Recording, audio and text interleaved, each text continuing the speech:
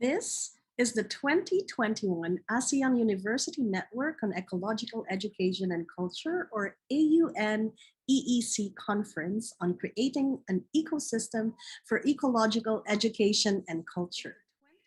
It's 9 a.m. in the Philippines, Singapore, Malaysia, and Brunei, which is 8 a.m. in Thailand, Indonesia, Vietnam, Laos, and Cambodia, and just a tad bit earlier, 7:30 a.m. in Myanmar. Good morning, Southeast Asia. We have some 500 registrants from all over the region, some of whom are joining us live on Zoom, which is being recorded, or via streaming on YouTube. To begin our program, we start with an invocation to be led by Dr. Asunta Huyagkin, Executive Director of AUN-EEC. Dr. Huyagkin.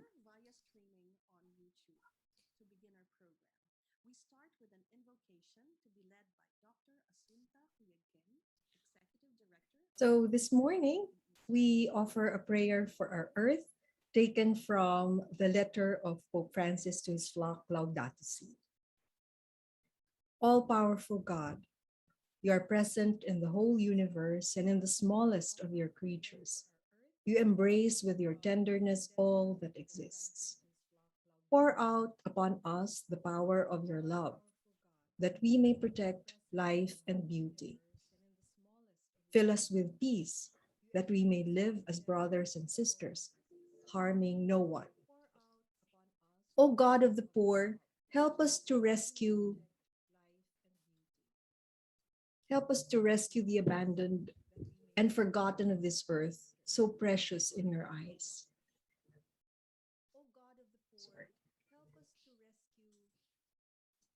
Bring healing to our lives that we may protect the world and not prey on it, that we may sow beauty, not pollution and destruction. Sorry, it's not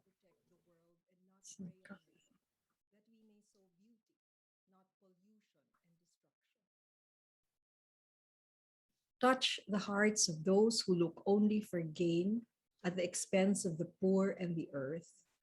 Teach us to discover the worth of each thing, to be filled with awe and contemplation, to recognize that we are profoundly united with every creature as we journey towards your infinite light.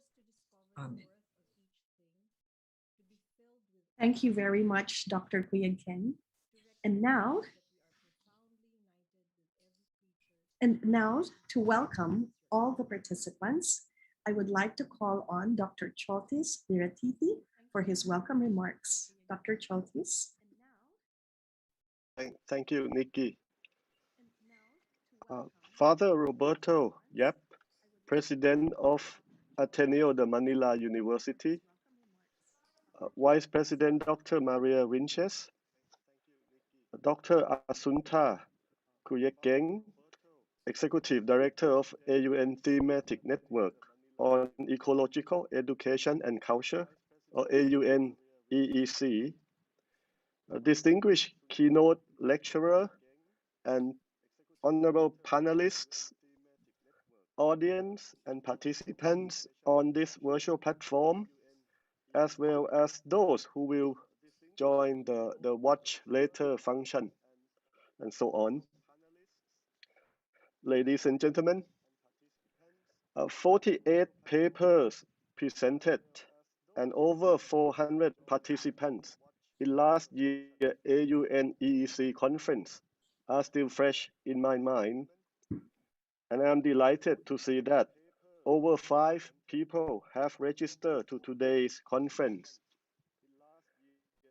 When the AUN Ecological Education and Culture was established 4 years ago, it raised certain questions from some who did not look carefully at the compound of the name, which is not only ecology, not only environmental education, and not only the word culture.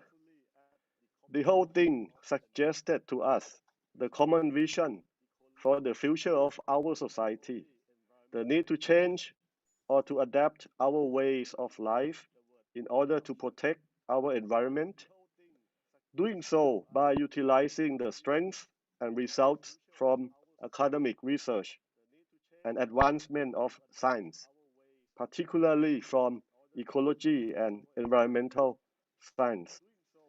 I'm so thankful to Ateneo de Manila University for presenting that vision 4 years ago, but most importantly, for leading the way in implementing it, which includes the hosting and organization of today's conference, which is a very forward-looking and action-oriented theme on creating an ecosystem for ecological education and culture. It has been nearly 2 years now that we all have the shared experience of living our life in a certain form of lockdown or physical restrictions. Growing out of this common experience, which include how we change our behavior for safety reasons, is the realization that cultural change at a regional or global scale are not only possible, but can be accelerated. I'm most grateful to Antonio de Manila, who is also the host and secretariat of AUN-EEC, for organizing the conference today. And I'm certain that it will be an enjoyable and knowledgeable experience for all participants who are moving together in these accelerated changes. Thank you very much, ladies and gentlemen. Thank you very much. We just heard from the Executive Director of the AUN-EEC, Dr. Choltis Dirati.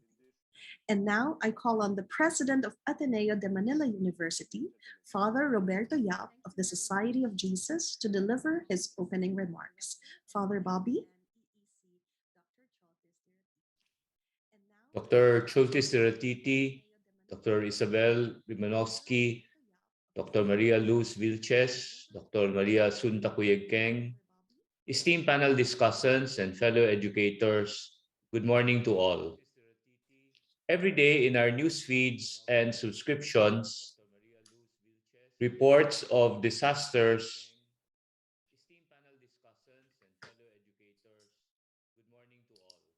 We read reports of disasters happening simultaneously. It has become increasingly common to hear about one country suffering from typhoons and flooding in one area and drought or raging wildfires in another. There are heartbreaking stories of yet another species losing their natural habitat because of human encroachment. Another enormous chunk of ice breaking off a polar ice shelf. Tons of garbage washing up on a beach elsewhere, mine tailings polluting a community's water source, and the poaching and illegal trading of endangered species. I believe that all of us gathered today are of one mind about the impact of human activity on the environment and that our unsustainable exploitation of the world's natural resources has to stop. The question that the annual conference of the AUN Ecological Education and Culture Thematic Network aims to answer is not one of ideology, but rather of pedagogy. How do we cultivate in our students, even our academic colleagues and the non-teaching staff of our universities, a sustainability mindset that would permeate not just their academic research and projects, but their very lives? How do we turn around the entrenched consumerist behavior that insists on convenience, squanders resources, and generates massive amounts of solid waste? I do not have to tell you that what we have chosen to engage is a formidable challenge. The fact that the Sustainable Development Goals were the result of a process that involved scientists, researchers, practitioners, governments, civil society organizations, and citizens from all over the world is a recognition that the issue of sustainability is the most pressing challenge of our time. Yet, engage it we must, not only for the sake of the future of our youth, but for ourselves as well. Not one of us is unaffected by the abuse we have inflicted in our environment. The flooding of our streets and homes because of garbage in our sewers, and the high incidence of asthma among our family and friends are indicative of the immediacy of the actions we need to take to alleviate, if not solve, our environmental problems. The word ecology, coined by the German sociologist Ernest Haeckel, is rooted in the Greek word oikos, meaning house or dwelling place. May today's conference an inspiring gathering of like-minded and compassionate academics and practitioners contribute positively to our shared mission of saving the only home that we have. Thank you, and I wish you all a good day and a productive conference. Thank you very much. That was Father Roberto Silla of the Society of Jesus, President of Ateneo de Manila University. And now that the hosts and organizers have welcomed us to today's conference, let's welcome one another, shall we? We invite everyone in this Zoom meeting to please turn your video cameras on so we can capture this coming together. After all, what is a conference if not a gathering and a coming together? And even if we're physically apart from each other geographically, we are all gathered in this virtual event at this moment, and we hope we can capture it. Please indulge us, your Filipino hosts. You know that the Philippines has been called the social media capital of the world. So please allow us this opportunity to share this moment with you so that we can also share each other's warmest smiles. To assist us, may I call on Chris Castillo of the Campus Events Management Team to talk us through our picture-taking process. Chris, can you help us out? Okay, thank you very much, Nikki, and good morning, everyone. Again, we'd like to request for everyone in the Zoom room, if you may, please turn on your cameras so we could include you in the photos. Thank you very much. We'll be taking three panels worth of photos. All right, so please hold your smiles for a while. And we'll start with the first screen now. So please hold your smiles. 3, 2, 1, smile. We'll move on to the next panel. And in 3, 2, 1. And moving to our last panel. Okay. Last call for those who haven't turned on their cameras. If you do it now, you'll be part of this third panel for sure. Okay. In 3, 2, 1. Thank you very much. Back to you, Nikki. Thank you, Chris. Thank you, everyone, for your warm smiles, and to those who turned on their cameras, thank you very much. I hope that this positive energy and this warmth stays on for the entire conference. One of my tasks now is to give you an overview of what will happen to us during the day. But first, let me introduce myself. I am Dr. Nikki Carci Cruz, Chair of the Department of Interdisciplinary Studies of Ateneo de Manila University, and I will be your moderator for this morning's session. We will start this morning with a keynote lecture, which will be followed immediately by a Q&A.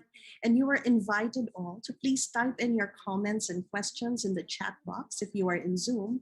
And if you are joining us on YouTube, by all means, please type your questions as well in the comments box in YouTube. We have a community manager who will relay your questions to the Zoom meeting. After our keynote, there will be 2 panels this morning. We have a panel on enabling a sustainable culture and another panel on university partnerships towards social development goals.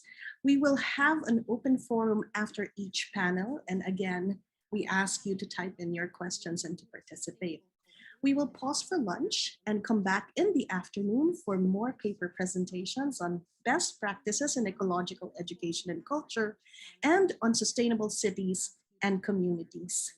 For a smoother experience of the program throughout the day, please choose the side-by-side with speaker viewing option on Zoom so that you can see both the presentations and the speakers. And that is what we will have for the day. And without further ado, I would like to introduce now our keynote speaker. On our conference website, you can read a lot about her. And she has a website, she has YouTube videos, she has a blog. There are many ways to access her wonderful ideas. But to me, the magic of a live presentation is still very, very valuable. So even if I know I can access a lot of her materials and videos online, I'm very excited that she has come to join us today. Our speaker, of course, has a lot of personality, and you can see in her website and her mantra that it's personal. And so we get that chance to talk to her personally today because she's joining us live. Ladies and gentlemen, our keynote lecture about what, why, how, and so what of a sustainability mindset will be delivered to us by Dr. Isabel Rimanosi. Ladies and gentlemen, let us all give her a round of applause. Hello, can you hear me? Yes, we can hear you. Okay, fine. So I'm very excited to be here with you, crossing distance and geographies. I'm calling today from Colorado in the US. What I would like to share with you in this opening session is these 4 questions about the sustainability mindset. What is it? Why does it matter? How do we go about it, about developing such a mindset? And so what? What are the implications of developing a mindset or having that type of mindset? But before I start, I would like to share with you a little story. About 15 years ago, I was wondering why certain leaders, certain business leaders, were engaging in initiatives that had a positive impact on the society or on the environment. And I was wondering, what was their motivation? What inspired them to go road to this business not as usual and make those changes in their corporation?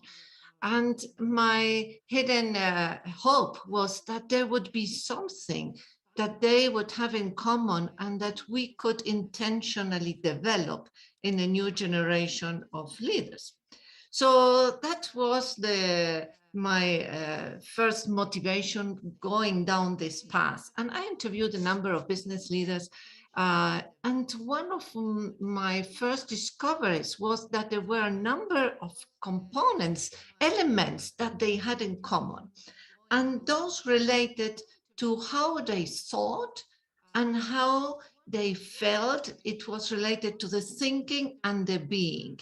That means that behind the behaviors that we could see, behaviors about championing changes, transformation in their own organization, there was a hidden under the surface, a hidden body, a hidden volume that were what I call a particular way of thinking and being. And that is what I called the mindset. Now, the question is, why is such a mindset so important? And we all know what sunk the Titanic. It was not the visible part of the iceberg over the surface. It was the volume that was not visible under the surface. And the same way, what I have discovered in my research, that these values, beliefs, sense of purpose, understanding of self and interconnectedness with the rest of the world is what really matters, because it launches behaviors that later we can see and that are more lasting behaviors, that are not just a convenience. And so the question comes, but how do we go about the mindset? And today everybody's talking more, oh yes, we need the right mindset, but how do we go about it? So here I want to share a brief matrix. If you look at this matrix, we have 4 fields and 2 columns. In one column, we have what I called the external factors, and the other column is the internal factors. On the horizontal level, we have the individual level and the collective level. So the general focus of sustainability education is centered on the external aspects, whether individual or collective.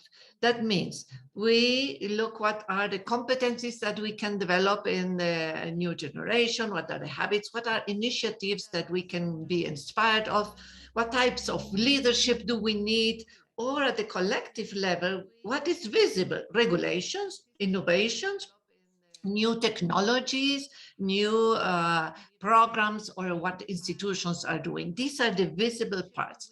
However, what I focus on is on the internal column. And the internal column is not easily visible. We don't see it per se, but it is formed by, at the individual level, by values. What are my beliefs? What is my sense of purpose?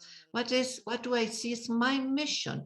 What are the anchors of my identity, that these things that really make me me?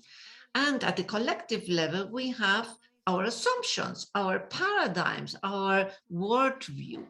And when we operate at this internal level, like the volume under the water of the iceberg, the impact is then seen on the behaviors. Now, how do we access this mindset? Sometimes I think it's a big ball that we don't know how to grab it. However, I have found through in my research that there are four content areas that are easy access to the sustainability mindset, that are our way to approach it, address it. One is related to the ecological worldview. The others related to systems perspective. And many of you, if you're working on sustainability education, you know how important systems thinking is. The other two areas are the emotional and the spiritual intelligence. So within these four content areas, we have ways to access through our activities in the classroom, on training, in our training sessions, at the leadership level, wherever we are, we have easy ways to access these contents and develop these aspects of the mindset.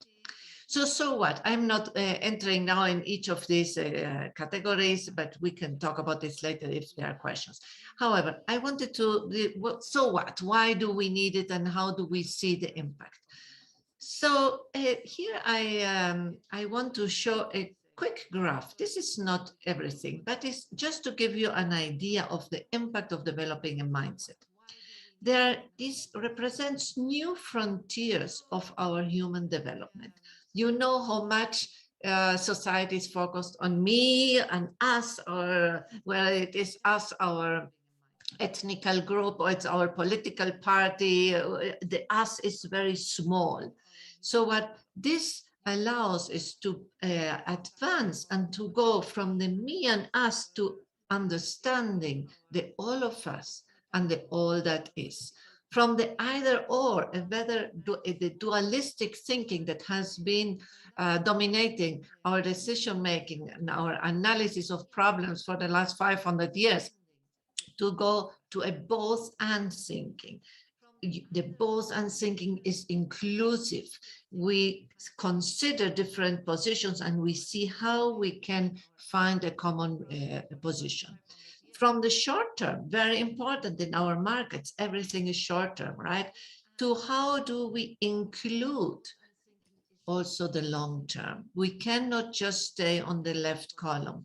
From a focus on doing and having, oh, we are doing beings and we accumulate, whether it is brands, market share, object, to complement, to enrich our being dimension, which has been so neglected.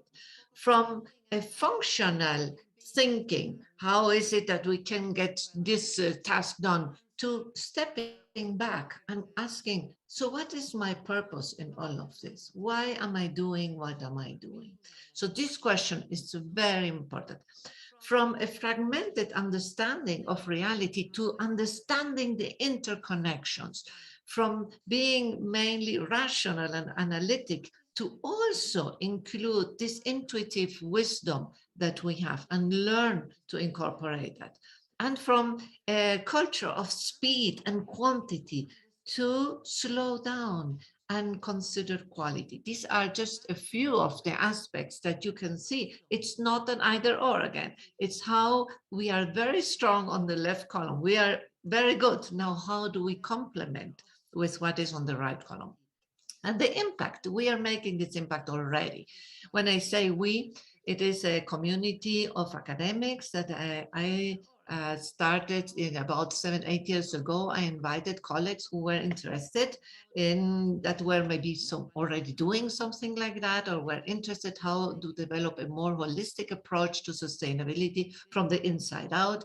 And today we are in over 54 countries. And so these 200 or so academics, what they are doing, they're making an impact at the individual level with the students. But also many of the students are already working in business or are going into business. So they're bringing a different way of thinking and being into their business. They're bringing it into the community and into the institutions. And I give you just a quick example with this, of the ripple effects of this movement, because here we have faculty and students that are developing a mindset, but these students are influencing other professors because they come with questions. They come with questions to a marketing professor, say, can you explain this, how this would work in the long term? Also, now the professor has to think how to balance the short-term perspective of a strategy with the long-term. They act on social media, they act on their employers, on their own business, on friends, family, and also faculty by themselves. They also present in conferences. They are in events like I am here today. They go out, and as you can see, the ripple effects of this are amazing. So here's a little map of when we were 192. I think now in the last week we are closer to 200. But this is just a group of pioneers. I have to say, this is not mainstream. However, they are shifting a way of talking inside their own organizations. And with this, I wanted to make a pause. And here are some resources. If anyone is interested in joining this network, it's free. And it is a part of the UN Principles for Responsible Management Education. It's called the Working Group on the Sustainability Mindset. And also there is a assessment that is called the Sustainability Mindset Indicator, very close to be online. For those that are interested, there is a demo already there, which is a way, it's a personal development tool for students where we can assess where they are in the beginning of a course and where they are at the end, do a pre-post comparison, and also get guides and hints. How can we reinforce the weaker areas? Maybe it's only cognitive, maybe it's mostly behavioral, or maybe the emotions are not included. So all these aspects are considered in the indicator. And I put here a few books. Some are mine, others are I edited, where many colleagues participated, contributing their stories from how they work with their students, stories of transformation and related to transformative leadership. That is more from the leadership perspective. And the last one on the right is teachers from around the world of higher education that share essays from over 150 students that share how they got their mindset transformed. And the professor then shares what is it that he or she has done to prompt that transformation. So let me pause here because I have not been monitoring the time and I know that I had 20 minutes. Nikki, how are we doing? You're doing really well. Time-wise, you're doing well. Please go ahead. Yeah. Okay, so maybe what we can take a moment and see what are the questions that are coming up. Maybe what I have been sharing triggered some, I don't understand this, or how does this work, or some insights that people in the audience may have. And then I'm happy to go deeper into this. Okay, so anybody in the audience, please feel free to raise your hand, or you may enter a question in the chat box. But while you're still thinking of your questions, is it okay, Dr. Rimanosi, if I just acknowledge the president of Mahidol University has joined us, Professor Banchong. Good morning and welcome to our conference. Thank you for joining us. And we are very honored that you are here. Please let us know if you have a question or a comment or a response to the speech. Now, while people are still, usually people do warm up, I hope you don't mind, Dr. Isabel, if I ask you a few questions. Sure. I was wondering, you are doing it reminds me of nonviolence, the way you talk about things, when you talk about inclusive thinking and putting yourself in the shoes of all those other people, you come across as someone that does not have an abrasive stance that usually advocates turn off a lot of people. But when you know, I'm listening to your interviews and listening to your answers, you have this way of always aligning yourself in a very non-violent fashion, like someone who's not so abrasive. Where does that come from? Or is this true? Is how I feel about you correct? Probably I am a conflict avoidant, so that helps me. You know, that's sort of my problem. I avoid conflict. But on the good side is that I avoid conflict, and that I always look what are ways that are compassionate, that are sensitive to where other people are coming. And let me share with you something that is very related to this topic of the mindset, because the mindset is a journey, and we all are in different places in the journey. So when I was working on the development of the indicator, and I was thinking of the different questions and how to assess where an individual is, I had to think from within the shoes of different people that I would not agree how they think, but I had to think, how does life look from that perspective? Because that is the only way to have a conversation or to open a dialogue or to even help a person see, well, I am here, and the good side of this is, for example, let's take the either or, no? Because in this polarized society, it's a very hot topic. The either or. No? Look, I have my values and I know they're important, and I just cannot stand people who don't get it. No? So that is a very either or. No? It is not inclusive. However, I am so identified with my values, and they may be wonderful values. I'm not saying they're bad, but that is so much of me that I can really get very angry if I find someone that is not thinking like me. Oh no, it could have been the former president in the US. How can you say these things? However, I always thought, where is that person coming from? What are the fears that that person is motivated by? And what is that person trying to defend? For example, for some people, foreigners are a danger. They are coming to steal things from us. So we have to close our walls and be only us, so we protect who we are and we don't lose jobs or safety or whatever. They are dangerous. No? Think of this is very ancestral, comes from our tribal origins. No? We protect ourselves based on fear. So when I say we have to build a wall because the Mexicans can come, that is based on fear. So I have to understand where this person is coming from to say, well, how can we go from defending our little space to enlarging our space so that we can make space for others and not feel that we will be attacked. So it is about very important to be able to step into the shoes of the other person and feel it from there. I was also going to comment on, you were talking about moving from being rational to being more intuitive. There's something about this that appeals to me so much as a woman.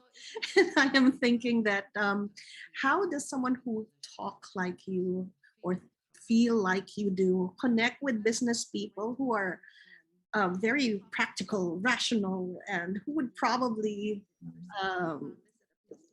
have less of a philosophical kind of way of going through things? Because a lot of the things you're talking about are being, very philosophy, very in touch with the kinds of things you don't usually associate with business. So how do you connect with the people? Well, this is a very interesting question, Nikki, because it really brings me back 15 years into the past when I was having my first interviews with these leaders, successful leaders, and asking them, tell me your story. Why is it that you did the things that you were doing?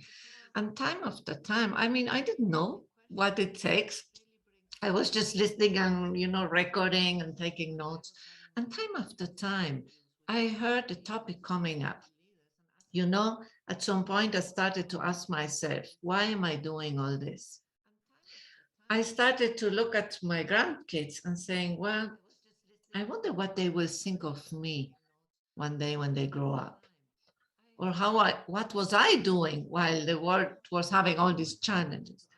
Other people were saying, you know, I had this traumatic event and I started to think of life can end any moment. So if my life would end now, how would I feel about what I have done? What difference did I make?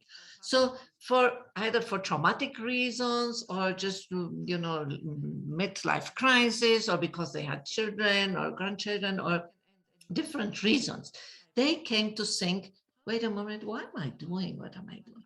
And there was one person that I interviewed, and I'm so grateful to him. I finished all my interviews asking, what advice do you have for educators? And this person said, you know, when I was in college, I wish someone would have asked me why I was doing what I was doing. I may not have had the answer at that time, but I probably would have started what I'm doing today 30 years sooner.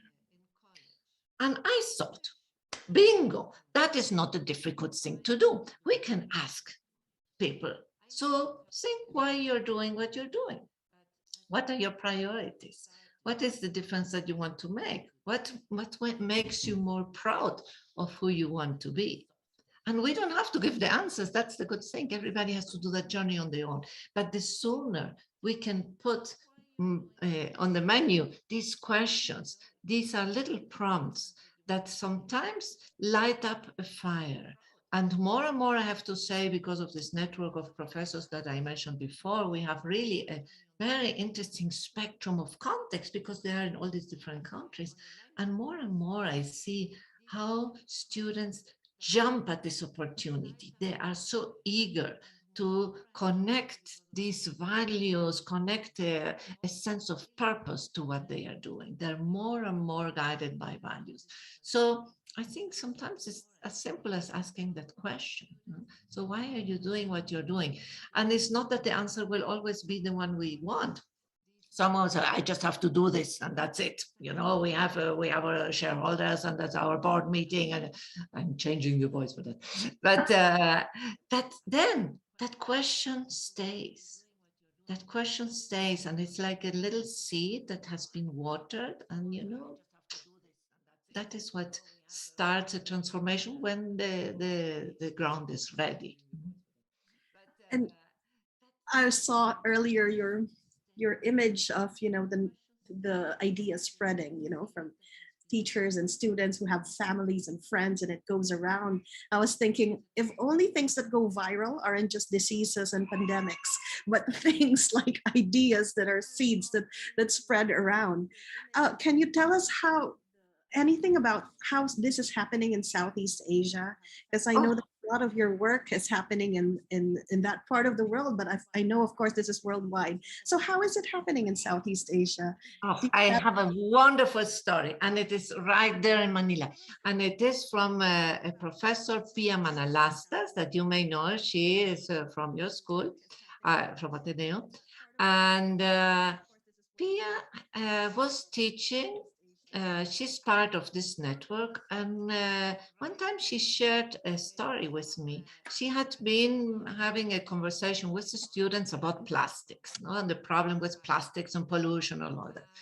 And there was a student that was a little worried and looked like uncomfortable. And she came back to a professor and said, you know what, I feel bad because that is the business of my family. And now I'm seeing all that. I just feel horrible about that. And so Pia says, so what can you do? Well, I don't know. I will talk to my dad. So that student apparently shared some of the materials that the professor had shared with them, with the father. And the father looked at that and said, you know, this is our business. We have been in this business for a long time, and this is how we pay for your school and among other things. But I see your point. So why don't you research what are different ways that we can maybe produce bags that are not so pollutant, that have a different ending and don't enter in the waste landfill. So the student came back and shared with the professor, look, I will start to do this research now, because now I have this possibility that my father opened up, that if I find something, he will support me in doing that. And Pia was fascinating, and fascinated was I too, because you see that these are the type of ripple effects. You share something and you never know where the seed will fall, and how these kids talk to their parents, their families, their friends, and we don't know how far that will go. Okay, it's time now for me to read some comments that we've received and have been relayed to me. Marlon Pareja says he agrees with Dr. Romanosi. Based on experience, the greatest challenge to integrating sustainability is not incorporating technology or process, but rather organizational behavior and mindset. Oh, it's not a question, it's just a positive feedback. And then another person, a question from Anon Nalang. Thinking in systems is indeed important. How can we engage our decision makers, especially in local governments, to adopt a sustainability mindset and systems thinking when they have been used to working within a different system, sometimes working in silos for much of their career? Yeah. Well, I think we have wonderful challenges ahead. And I have this phrase, if you're alive today, you have a role to play. So everybody of us can think from where I am, what are my possibilities to influence this aspect, particularly that bothers me. So when I asked these questions to myself, I said, okay, I would love to intervene and make big changes in the world, but well, it's just me. So what can I do? Well, maybe I can write. I like to write. I can do research. I can teach. I can teach, talk with professors. And so I found, how can I use my skills to move along, to make those changes? So everybody has to see, what can I do? Am I a person that can, on social media, question our local community or the leaders, or can I write something, or can I use other means, or can I participate? We have to see which are our resources. Am I only, do I have a little sister that is 15, and maybe we together can go on? She can get other kids. Kids have an amazing possibility to be heard. It's unbelievable, because sometimes we adults are not heard, but you put a bunch of 10, 12-year-old kids coming with a cause, everybody is watching. A colleague of mine brought, he is a big keynote speaker, and he once brought a 10-year-old on the stage. You should have seen, everybody was like this. And this kid was saying, yes, I'm wondering why people that can do things are not doing, I don't remember what she said, but it was, we were all like this. Oh, it's like the word of truth. It touches our heart. So we each have to find which are my skills. How can I use what I have, my assets, to start affect some changes? No, and I always think which are the things that have the highest impact with the lowest effort. I cannot do big changes, but the highest impact with low effort. That is the lever for influence. Okay, may I read another question? On nature reconnection. Could it be that the change from rational to intuitive is a little bit dangerous and counterproductive ecological wise? I wish I would understand what's behind the thinking of this person, because there must be some reasoning. However, let me clarify. This is not that we stop thinking and now become, oh, my intuition, my gut feelings. No, it is how do we integrate these two type of knowings, because there is a knowing that has not many words. Knowing many times that comes from the soul. And I think I am talking to a community that I'm very pleased to know that they understand what I mean. Sometimes I am speaking in other contexts where people are, because they are not very religious, they're not connected with spirituality. And spirituality goes beyond religion. But those that already have a very vivid experiential religion, they understand that better, that there are things that connect with the soul. And that is what we integrate. And when you are, for example, go for a walk in nature and spend half hour in silence, you will come up with a lot of answers, a lot of answers. And this is not reading a book. This is just being in silence and not even thinking, letting this come to you. So we have a wealth of information, a wealth of wisdom there, that we are so used to think only what can I count, what can I analyze, that we forget to tap into this huge wisdom. You know, you have a problem, think of the problem, go to sleep. You will come up with some new angles by the next morning. You know, there's something that we have not been tapping in it sufficiently. Oh, you are talking to the right audience. I think, you know, our vice president in Ateneo organizes mindfulness and meditation regularly, especially for administrators, but for everybody and the faculty and all that. Is it okay? I'm going to call someone. Jen Horn, I'd like to call you. She will be the next speaker and she will have time to speak, but sometimes speakers don't get to talk to one another because they're scheduled to talk. So I'll give her a chance to ask her question to you.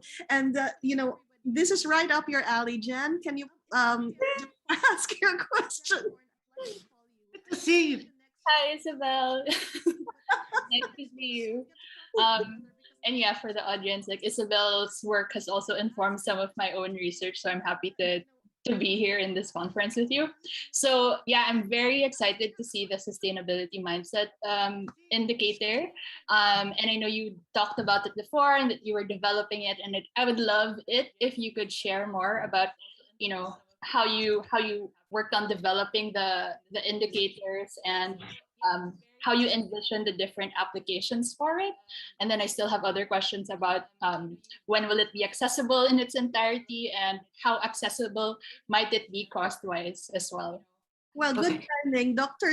Kuyag can just share it in the chat box, a link to the article, the Sustainability Mindset Indicator, a personality development tool which you can find in an Ateneo Journal, Journal for Management. I think this is the sustainability, I think. All right. Yes, sorry to cut you off, Ma'am Rimanos. Oh, great. So in that paper that you mentioned, Nikki, or someone in the chat, I think Maria Sunta put it in the chat. That paper describes how we went to develop the instrument. So for a detailed story, I invite you to go to that article, and also that compares other instruments and how this instrument is covering different areas. I think a key milestone previous to launching this instrument was the framework of the 12 sustainability mindset principles. Because once I was able to have this framework, then it was easier to start to think of an instrument to map and profile where an individual is on his or her journey along these 12 different categories. Before, it was like, oh, how are we going to measure that, the big beach ball? No? Now, excuse me, within this instrument, the instrument has 36 sections and takes about 15 minutes. And it's not a test. It doesn't have a right or wrong answer. It is just you choose which are which statements more relate to you, sound more, well, this is how I feel. How I feel, how I think, and how I behave, because it addresses 3 angles. From the cognitive, what do I think about this, or what I know about this? From behavioral, how I act, and from affective, how I feel about this. And these 3, you know, they not always go aligned. Sometimes we know a lot, but doesn't mean that we are acting it. And for example, I know I should eat only vegetarian diet, and today I had pork at noon. So I feel badly, but oh, I did it again.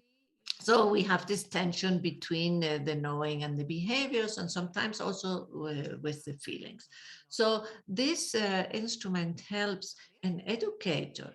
It gives an aggregate picture of where the group is. For example, we can see that, oh, this group is knows a lot and is very connected with the emotions, but they're not putting it into action. Let's do more projects work, for example, no? Or maybe they're very cerebral. How can we engage more their whole being, not make a steel plate here to separate the brain? That is what comes to class, and the rest we don't pay attention. So we want to have a more holistic understanding.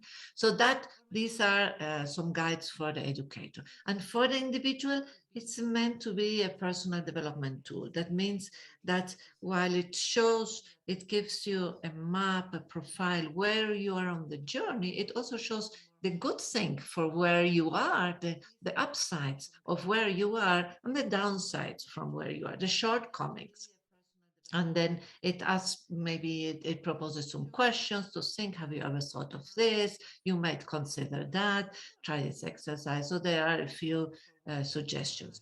So it helps in the personal development. I think when someone is in the context of a training or a classroom, there are more possibilities because the educator has many more resources to support the individuals. No? What else you said? What else were you asking? When it is available? Right now we have a demo. In this, there is a link. I can put it up, or maybe write it in the chat. There is a demo just to get a feel what this is, and it takes 2 minutes. Oh, thank you very much. Yeah, I was on your website earlier. Thank you very much. Have we been rehearsing this? Yeah, very good. So Jen, I hope that answers your question, and we'll see you in a bit because you're the next speaker. And Sida, who will be speaking after you, also wrote in the chat box, the sustainability mindset framework is very useful. Is it okay, Dr. Rimanosi, the person who asked the question on YouTube gave a follow-up on the question about intuition and yeah, the person says, different people can feel differently on the same issue, and that can lead to different conclusions and actions for them. So this was in relation to an earlier part of the question. Could it be that change from rational to intuitive is a little bit dangerous and can be counterproductive ecological wise? I am not sure I fully understand what experiences this person had, or was information to, or maybe something that happened where he or she could see that it was counterproductive and dangerous. I don't see the danger because I always work with questions. I think that we are not here to give answers, we're here to open questions. And for example, if we think about when I say think about this, what does it mean for you? And like 5 years in the future, how will you feel about the decision you're about to make? That's it. And then you can think, you can feel, you can come back the next morning and say, you know, I've been sort of, there's a part of me that is not very happy. Well, there's a tension. We many times have this tension where we have an idea about how we would like to show up in the world, and then reality is sort of not letting me do it, and I feel like so we have this tension. How do we resolve that tension? And we have all the resources inside us. We just need to.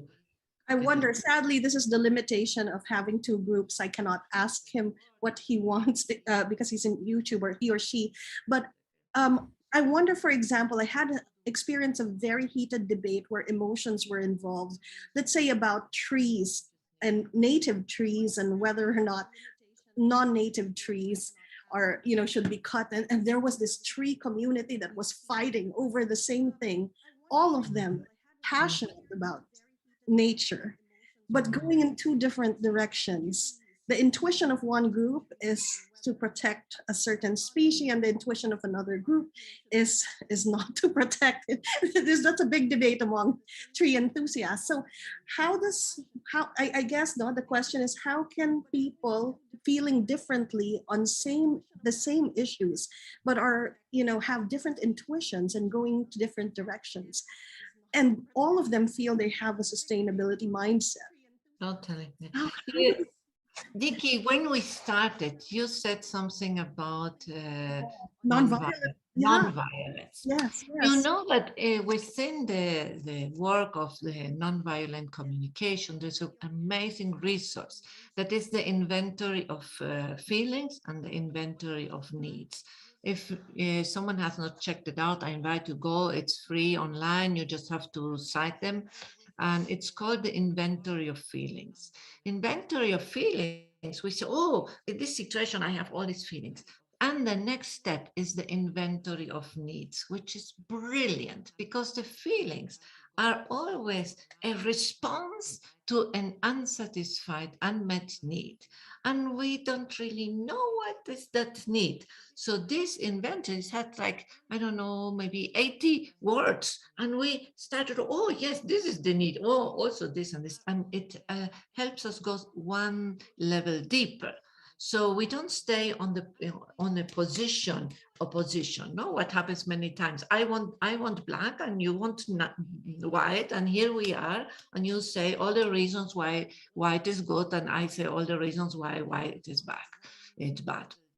So we go one step further and we say, what are the needs that we are trying to meet? Maybe the needs of the community, the needs of the environment, my personal needs, because they all come together. Huh?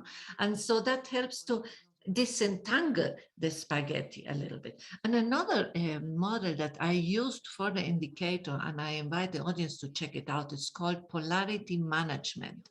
And you can also Google it. And Barry Johnson is the author of that fabulous framework. In polarity management, I just will give you one clue. Everything has an upside and a downside. So you want to protect the native trees, and I want to protect all the trees. So I see your downside, and you see my downside. We are very good at seeing the downside. And we both are very good at seeing what is good with our position. So instead of being cutting the communication, we say, how can I minimize my downsides that you see and maximize my upside? And at the same time, your upside, how can we maximize that and minimize your downside? Now we are in a different conversation, because now we have to start to be a little bit more creative.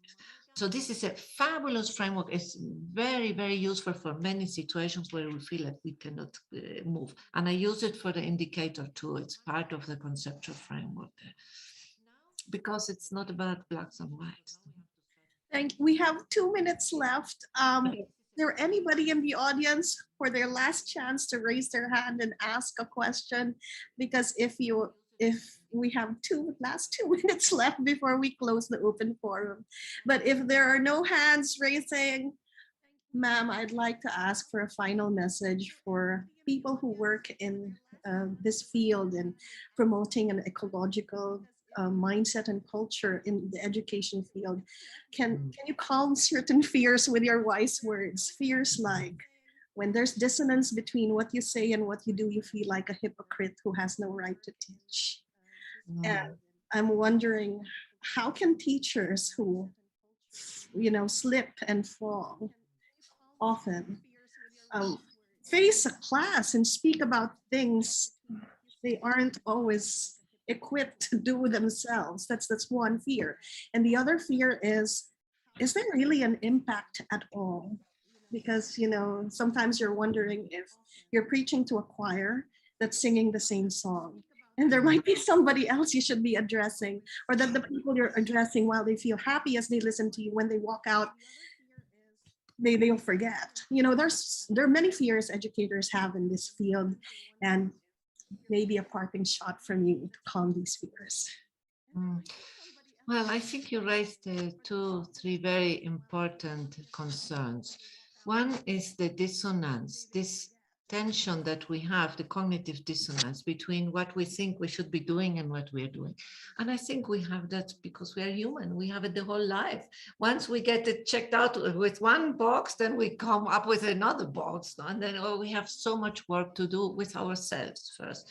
So just by acknowledging that we are a work in progress, as everybody else is, I think if we can be compassionate first with ourselves, then we can show up with this same acceptance where, you know, I'm not perfect. I'm still trying to work out my kinks and how to be more sustainable in my mindset.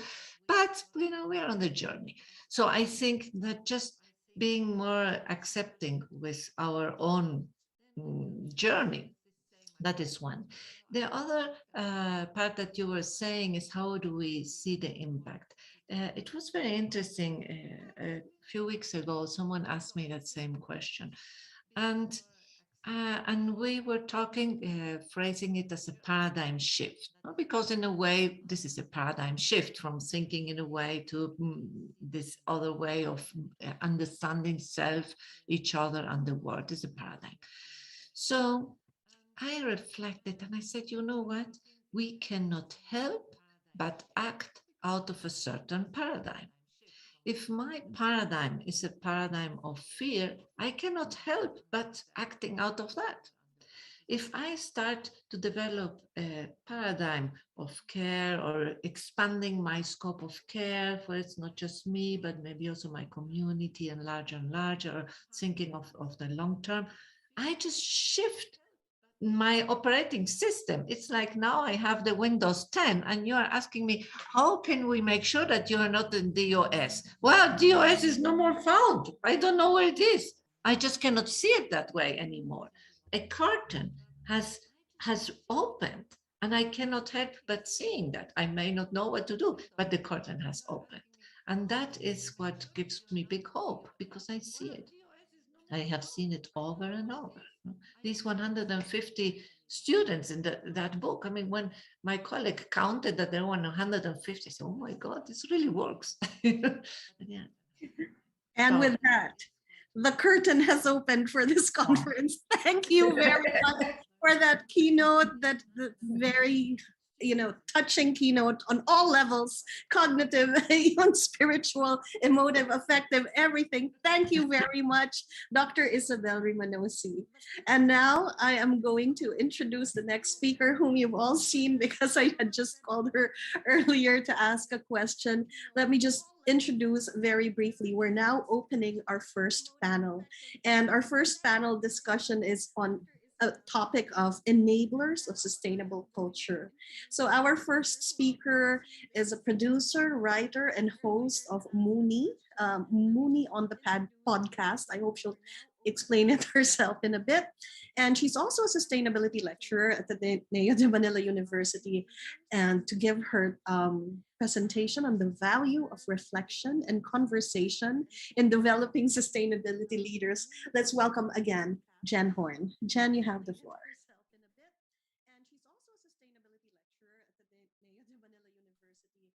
Hi.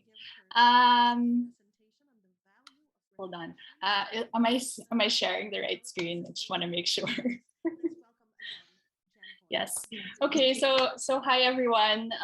So I'm Jen, and I'll introduce myself in a little bit. But basically, the topic that I want to talk to you about today is really the value of reflection and conversation in developing sustainability leaders. So I was invited to this conference today primarily because perhaps most of the people in the sustainability space who know me because of this hat that I wear. And Mooney it started as a passion project since 2012, and we essentially just tried to create space for reflection and conversation on what it means to create a mindful, equitable, and livable world. And over the years, we've done this through events, mostly in a Facebook community, through posts on social media. Last year, pre-pandemic, actually, we also decided to launch the Mooney on this podcast, where we talk to different sustainability leaders from different fields or industries of different passions, all coming together to talk about, the different challenges and possibilities that they see. But today I'm actually talking from more than just this hat or this role. So I'm, Mooney has probably shaped a lot of my own sustainability journey. But in the past couple of years, I've also become a sustainability lecturer at Ateneo. And last year, I also finally pursued a training for getting certified in transformational coaching as well. Prior to that, in 2018, I also pursued my own master's in sustainable development from the University of Surrey.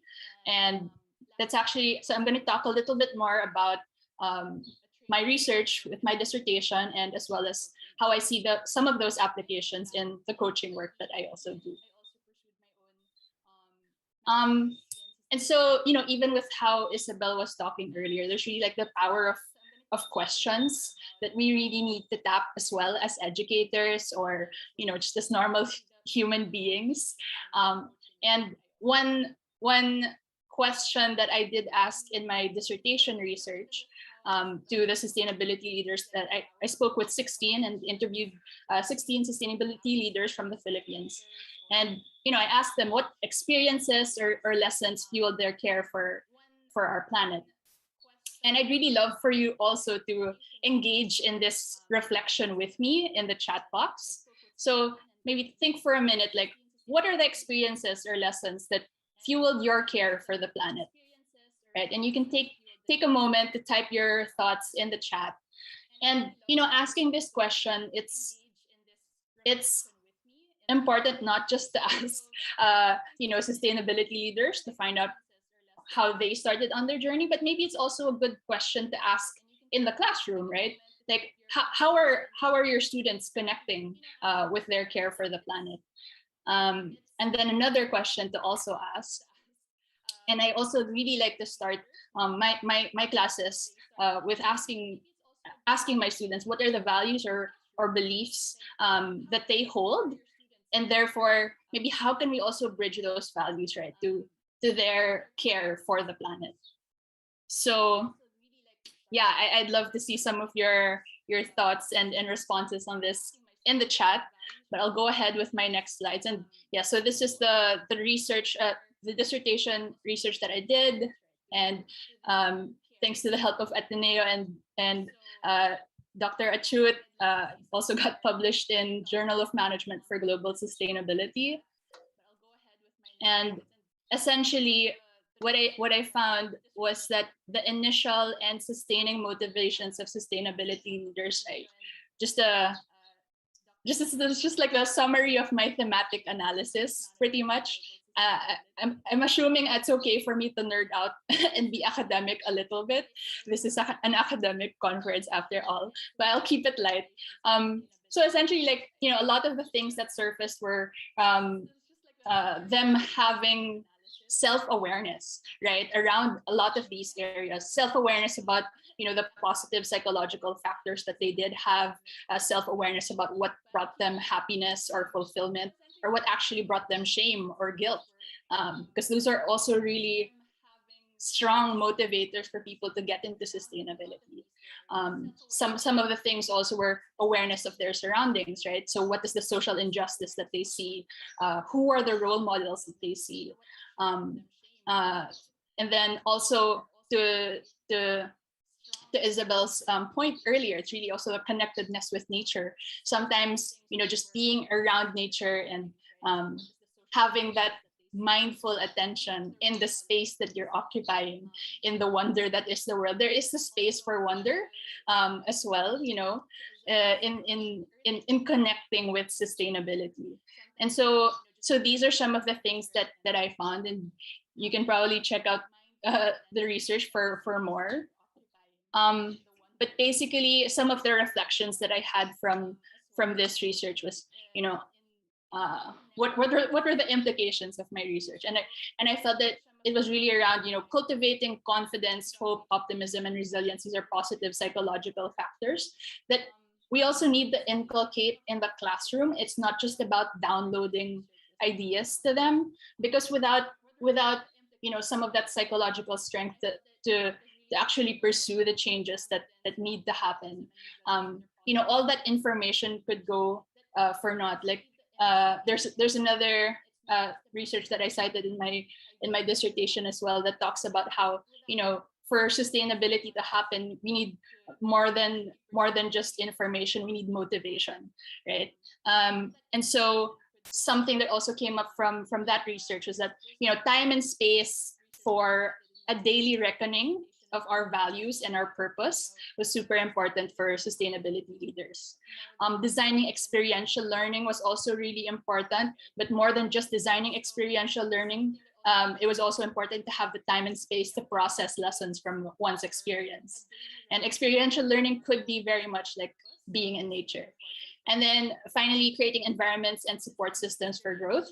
And that also entails like time and space to test or challenge one's own views in conversation with other people, right? And how I'm just going to bridge that to coaching. Oh, so also here I have a quote from Donella Meadows, and just to reinforce, I don't think we need much more reinforcement now, but she says that mindsets and paradigms guide behaviors. Changing them can have a profound impact.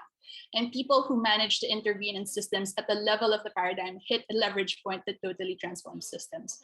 Just another case for the sustainability mindset. And so now there's also still that question of, what are the gaps and barriers in aligning intention and action for sustainability?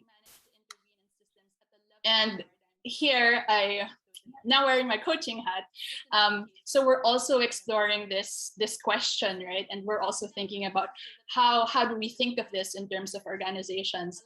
And I took this Wheel of Change framework from Bob Doppelt. He wrote the book Leading Change Towards Sustainability, a change management guide for business, government, and civil society.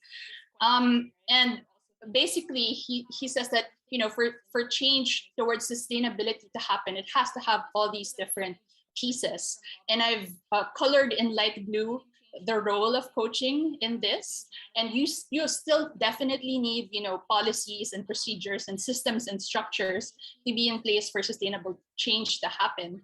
But there's also so much about the mindset that is needed. So just in blue right there, right? So we need to change the dominant mindset. We need to correct feedback loops. Oftentimes, like lack of transparency and open communication hinders a lot of this change. So how do we also shift the flows of information, right? And then altering the goals of the system ultimately, even if you're also into like donut economics and how Kate Rayworth talks about, we should have a different goal. It's not GDP or profit that we should just always work towards. How do we work towards a collective flourishing of humanity? And with that, I just want to end with this quote from Bob Doppelt, and he says that the most urgent need for all of us is to look inside and decide if our core beliefs and perceptions and the behaviors that they spawn match the nature of today's reality, and if we are living up to our most deeply felt values and aspirations. And so that's it for me. And if you want to connect with me or read more of some of my other stuff, you can just visit linktree/Jen. Thank you very much, Jen. And the conference website has Jen's background and information, but she, just like Dr. Rimanosi also, you type their names online and they really make it easy for you to access all the materials that they have created. So now I'm going to call on our next speaker. Our next speaker, hi, Jed. I'm very excited about our next speaker because actually I'm part of a group of we have an eco commune where he is designing our clubhouse in Caliraya. Not a clubhouse, sounds so big, but I'm going to introduce him now. Architect Jed Michael de Guzman is an agripreneur and architect of a bamboo grassroots atelier. He runs bamboo boot camps And I've attended meetings where he was showing us live on-site tours of the bamboo creations that he's doing. And we're very excited because he's making one for our own commune. And so, ladies and gentlemen, it is my great pleasure to introduce to you our next speaker, architect Jed Michael de Guzman. Jed, hello. Hi, thank you very much, Nikki, and good morning, everyone. Yeah, I'll be speaking on behalf as an architect professional, but focusing more on bamboo utilization. My firm is called Bamboo Grasses Atelier, and what I'll be talking about is really the full supply chain of bamboo, how it affects sustainability, and how it's being used in the industry, particularly in the Philippine context. Now, when we talk about the full supply chain, we talk about the utilization, its market, the type of product or end users are asking for, and the amount of jobs or sustainable jobs it makes in terms of the sustainability realm. And in discussion for the supply of bamboo, the basic supply chain of bamboo, we have clustered it into three portions.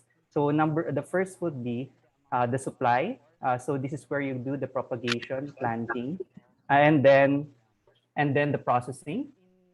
This is where you treat bamboo, and of course, utilization, be it for construction, for furniture, or for other arts and crafts, food, and all the plethora that bamboo has to offer. So now we go as an architect speaking about supply chain. Later on, we will be discussing about how it is being used in construction, and particularly what are the gaps or the problems that we are encountering here in the Philippines. Well, in the Philippines, what we do have for bamboo, of course, there are two types of bamboo. The first one is the running bamboo. These ones are, you have roots that are interspersed about a meter or maybe 2 meters away. These ones you see from movies such as Crouching Tiger, Hidden Dragon, and most samurai movies or other movies. But particularly in the Philippines, we are using clamping bamboo, the second type of bamboo, whereas the rhizome or the root system is bunched up together. And in the context of the Philippines, everyone is saying we have a supply of bamboo, but field data and field experience wise, there is a shortage of bamboo. So now, in order to utilize bamboo, we had to address the full supply chain of bamboo, starting from the supply on how to stabilize it. So the next slides will be showing to you some basic principles about it. So for the utilization of bamboo, we first need to understand that there are different uses depending on the age of bamboo. So at the age of, particularly a pole, so when we say bamboo, a clumping bamboo, what you see on this picture is a section of a clumping bamboo where you have the roots or the rhizome system, and you have the poles going up of the bamboo clump. These green poles are actually the branches, while the main trunk is actually the rhizome system. And if you see here, you have the first pole that came up, so that will be around maybe 4 years old, and that's the great grandmother. Then you have the grandmother, and of course the baby shoots going outside of it. So that's the composition of a clumping bamboo. And for each of this composition, there are myriads of uses depending on age. So when you utilize bamboo, say at the age of around 30 days or as early as the shoots, we use it for food. We can use it for add formworks to create different shapes of bamboo. And then also afterwards, at the age of 6 to 1 year, the bamboo is still very soft. We use it for woven baskets and also panels. And then at the age of 2 years, the applications can further expand to bamboo boards, using of splits and other soft applications. And now at 3 years or more, this is where the magic of bamboo happens as an alternative timber. This is where the lignification process or the fibers are going really strong at this age. And this is what we are using for construction. So when we tackle bamboo, it is very deliberate when we plant bamboo on the type of utilization we want. Do we want it for construction? Do we want it for soft applications, or do we want it for food? And this creates a myriad of applications for bamboo. And of course, the most basic way of engaging other people on how to how to engage with bamboo. You ask them, how do you specify the whole age of bamboo? Well, there are two scientific ways of doing it. So the first one will be on the middle slide. You will see here every branch after the 1 year, there's a generational branching. Then on the second year, this utilization point in order to establish the age of the bamboo that you want in order to know what specifically application we will be using it.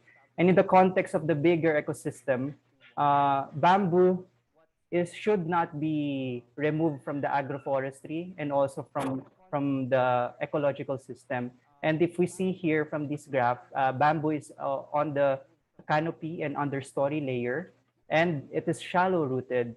And discussions on whether it is really visible or feasible to allow bamboo monocropping and not combine it with Philippine native trees and other cash crops. So this creates friction with the enthusiasts here in the Philippines and also the Philippine native tree enthusiasts on whether or not to utilize bamboo.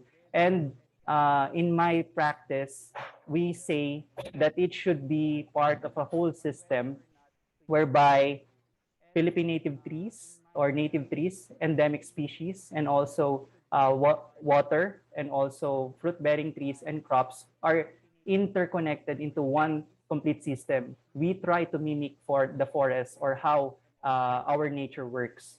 And through this, the forest management system for bamboo is classified into intensively managed, native forest, agroforestry. So with your intention of the product you want to use, we want to diversify the type of bamboo forest that we want. And in this example, we see here, this is from Southwood Forest Garden by Daniel Hesley. We have your open field, and also we have a defensible zone or a shelter belt whereby different species are intercropped, and we have bamboo as a shelter belt. But then again, it's combined with shrubs, it's combined with other crops. And if you see here the numbers here, it can be 100% bamboo, 50% bamboo, 60% bamboo, or 80% bamboo. But when we teach these numbers, we advocate around 60% bamboo if it's really forested bamboo, similar to how Miyawaki is doing it.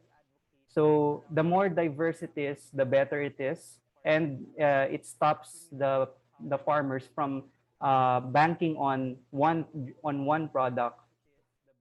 And when they do the planting and the afforestation, what we have is a really what nature does, how they do it, and how it grows up into a more rainforesty style.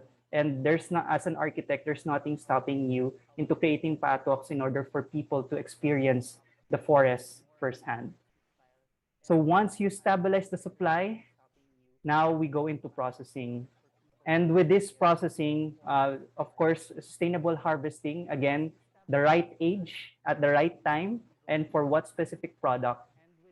And for bamboo, the diagram would be how to properly harvest it. The treatment process, is it for planks? Is it for poles to be used for construction? Is it for splits for furniture?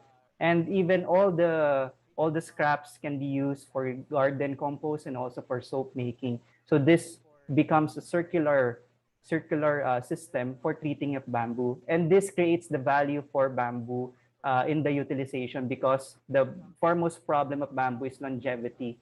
And with this, the types of treatment we do, we cluster it into 4. And the most basic requirement for this is really just removing the food source of the termites and the powder post beetle. And this creates the longevity for bamboo. Jed, you have minutes though. Yes. Yeah. Okay. Right. All right. And we teach this from the most basic all the way to the most industrial. And then finally, utilization, which is the bamboo boot camp. So what the participants are doing within a 9-day workshop is that they experience the full cycle of the supply chain, starting from propagation all the way to treatment, and visiting some treatment facilities, or doing it firsthand, and also preparing the poles for treatment, and even cooking it. And once they stabilize the supply, it's how do we do the design, and also creating this design for a first skeletal project. So they have an output for this, and also the joints and manipulation, and a bayanihan style, meaning it's everyone working together to build the structure within the 4-day time frame.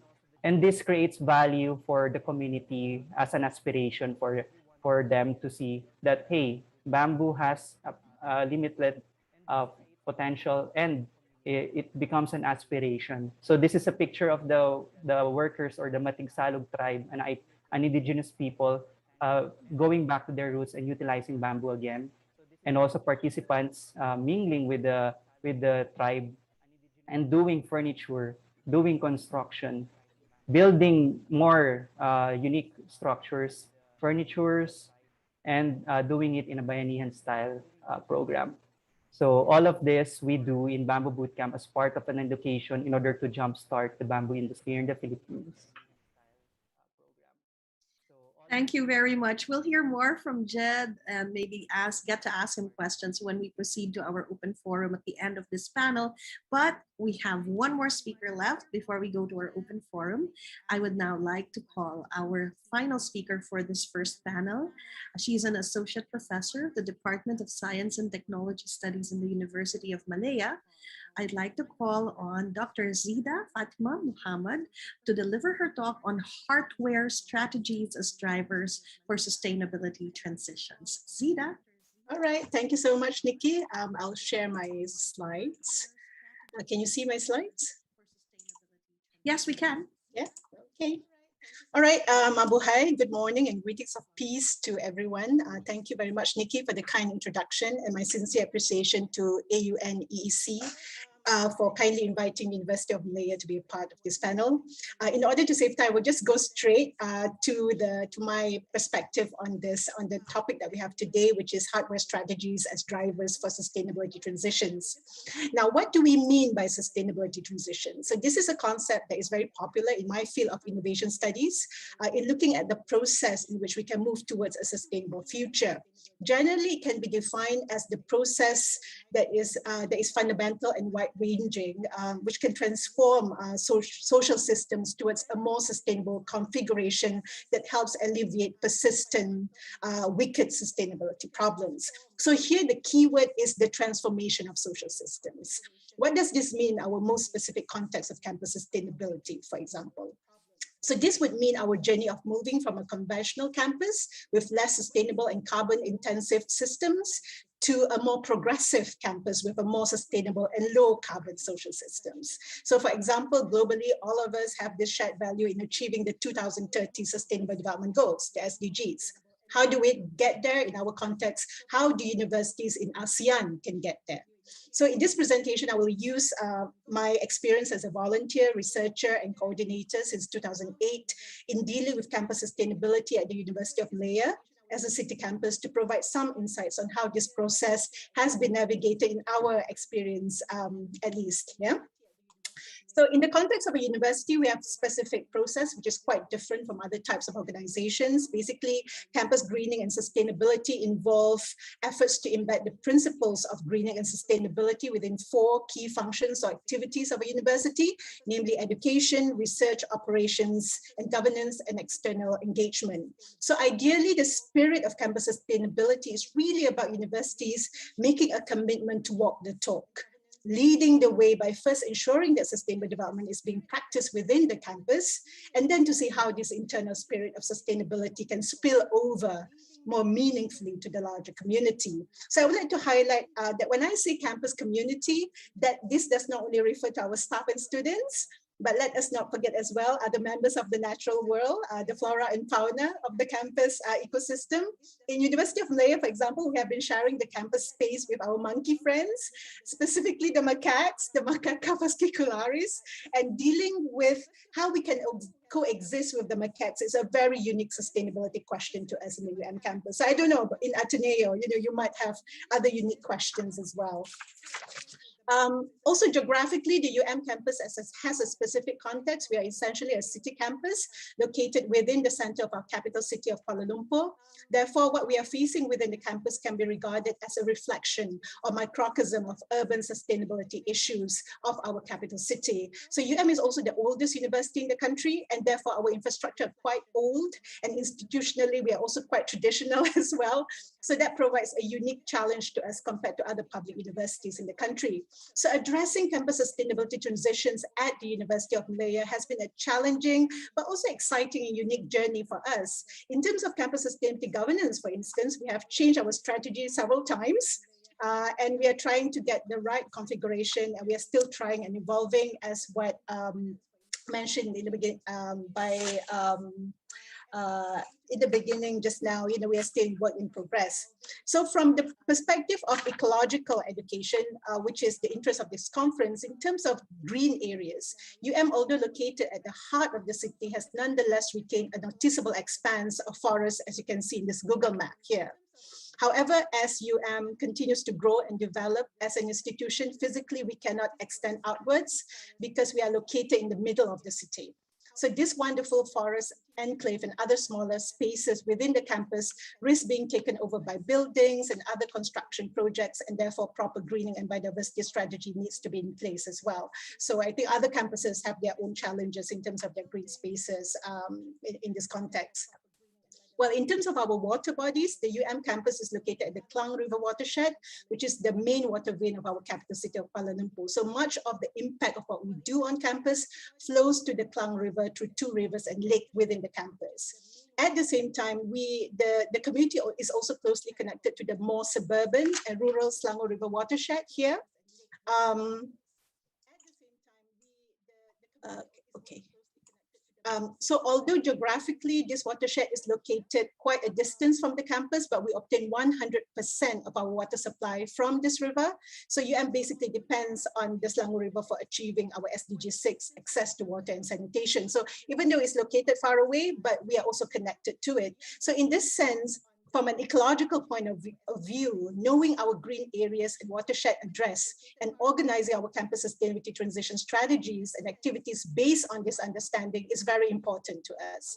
As it is only when we understand which ecosystems that we are connected to and have a direct impact that our sense of responsibility and stewardship can be exercised in a more targeted manner, while also making sure that it is much more meaningful and grounded process for the campus community as we as a whole walk the talk together. So what I want to share with you today is how do we navigate the process of sustainability transitions in the context of a city campus like University of Malaya. So this can probably resonate with other campuses within a similar context. As shown in the diagram, in our campus sustainability strategy started off as a volunteer-based campus greening movement called Cares in 2008 before becoming much more established entity at present in the form of a campus sustainability living lab. So in terms of progress, we have done quite well when looking at the University Indonesia Green Metrics, but I will not go through that. But what I just want to say here is from the 12 plus years that my colleagues and I have been involved in this arena, is that campus sustainability in at least is not a one-off strategy. but it is a transition of strategies as we continuously reflect on what fits best in terms of our unique organizational context, and how we adjust as we go along with the changing circumstances and the various challenges that we need to face over time. The COVID-19 pandemic is one case in point, and also changes in leadership as well. In fact, throughout this campus sustainability journey, we have had 5 to 6 changes of vice chancellors, and that poses its own opportunities and challenges as well. So since our campus sustainability is more bottom-up in nature, the process of our campus the transition was driven by different motivations that was held by different grassroots groups that was spearheading the efforts. But we did name ourselves Cares, meaning that we collectively care about campus greening. And we had a motto, inspire, be inspired, meaning each of us tried to inspire in our own unique way. And we tried to keep up our momentum by being inspired from each other. So that light up our fire in a way, as mentioned earlier. So we had many volunteer groups. Oh, sorry. We had many volunteer groups in those early days experimenting with different areas of campus greening, but basically the way we do things today were inspired by the examples of 3 of the most successful pioneer volunteer groups. One is the Zero Waste Campaign, looking into waste management. Then we have Water Warriors, looking into water management, and the River Project, looking into greening and biodiversity. So each of these groups were led by both staff and student leaders. And I mentioned earlier, were inspired by different motivations. And we also know for having our own unique styles of activism and advocacy. So how long more do I have, Nikki? 2 minutes. Oh, 2 minutes. Okay, I better go to hardware then. So basically, there's different styles that that has been exercised, but I just want to share a bit about this strategy that Water Warriors has been using, which is the living lab that I'm involved in. So in Water Warriors, we specifically use the hardware approach. So basically, this is a dynamic and integrated approach where we consciously combine the conventional hardware, technological approach, and the software approach in terms of managed social processes, in terms of formal organizational strategies, policy, regulation, and finance, together with the so-called hardware approach. So this is hard as in H-E-A-R-T, yeah?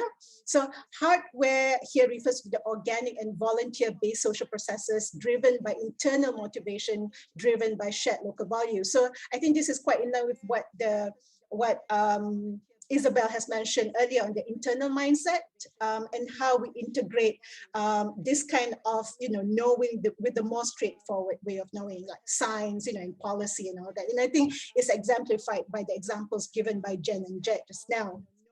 So in the context of Malaysia, like many parts of Asia, ASEAN, cultural heritage and collective shared local values, including religion and spirituality, still play a very significant role in influencing individual motivation and social action. And we feel that having a strong hardware foundation in the campus is very, very important to ensure that hardware and software approaches can be sustained in the long run.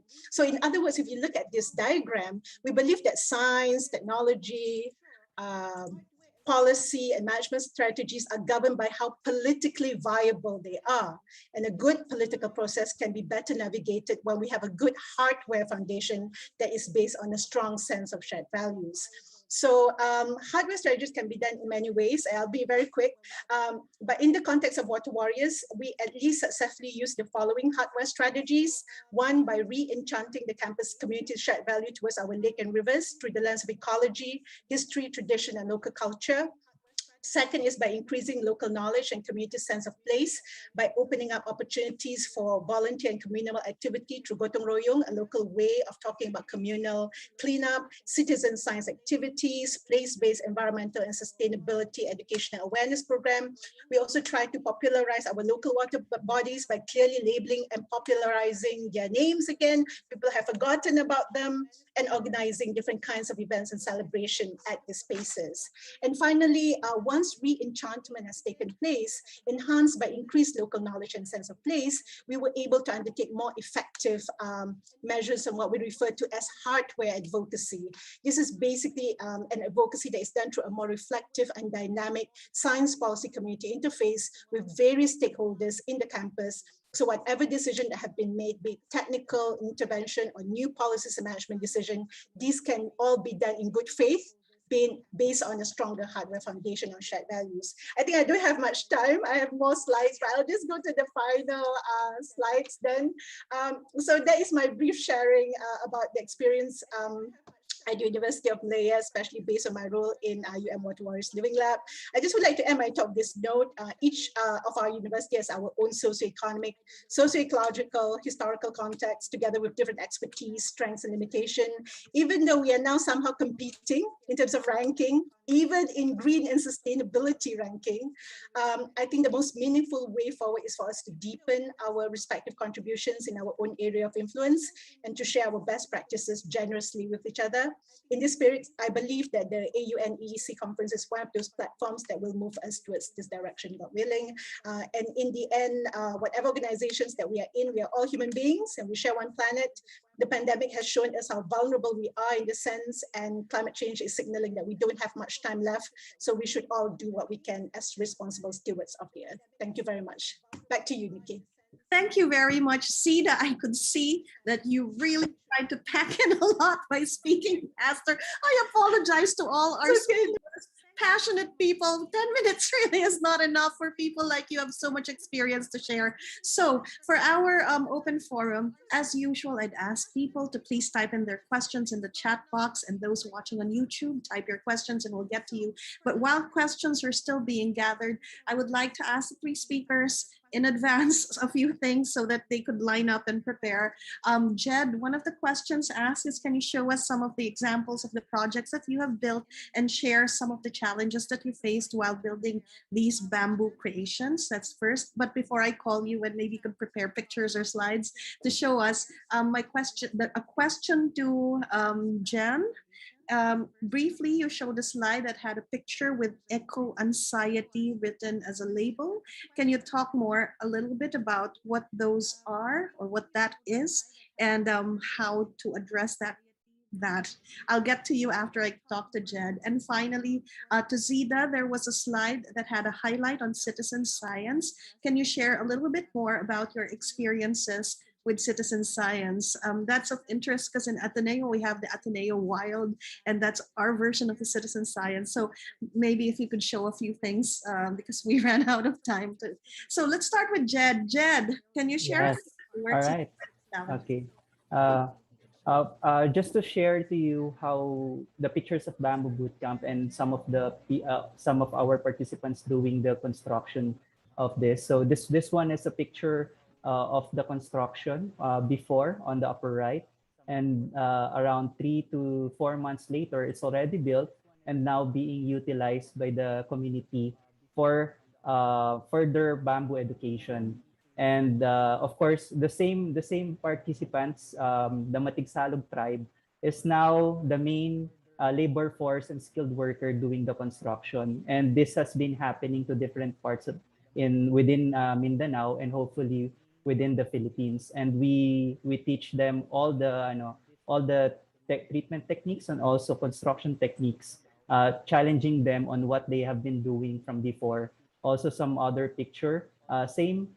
So this is a product also of a bamboo bootcamp in the Milag Manolo Fortich in Bukidnon, Philippines.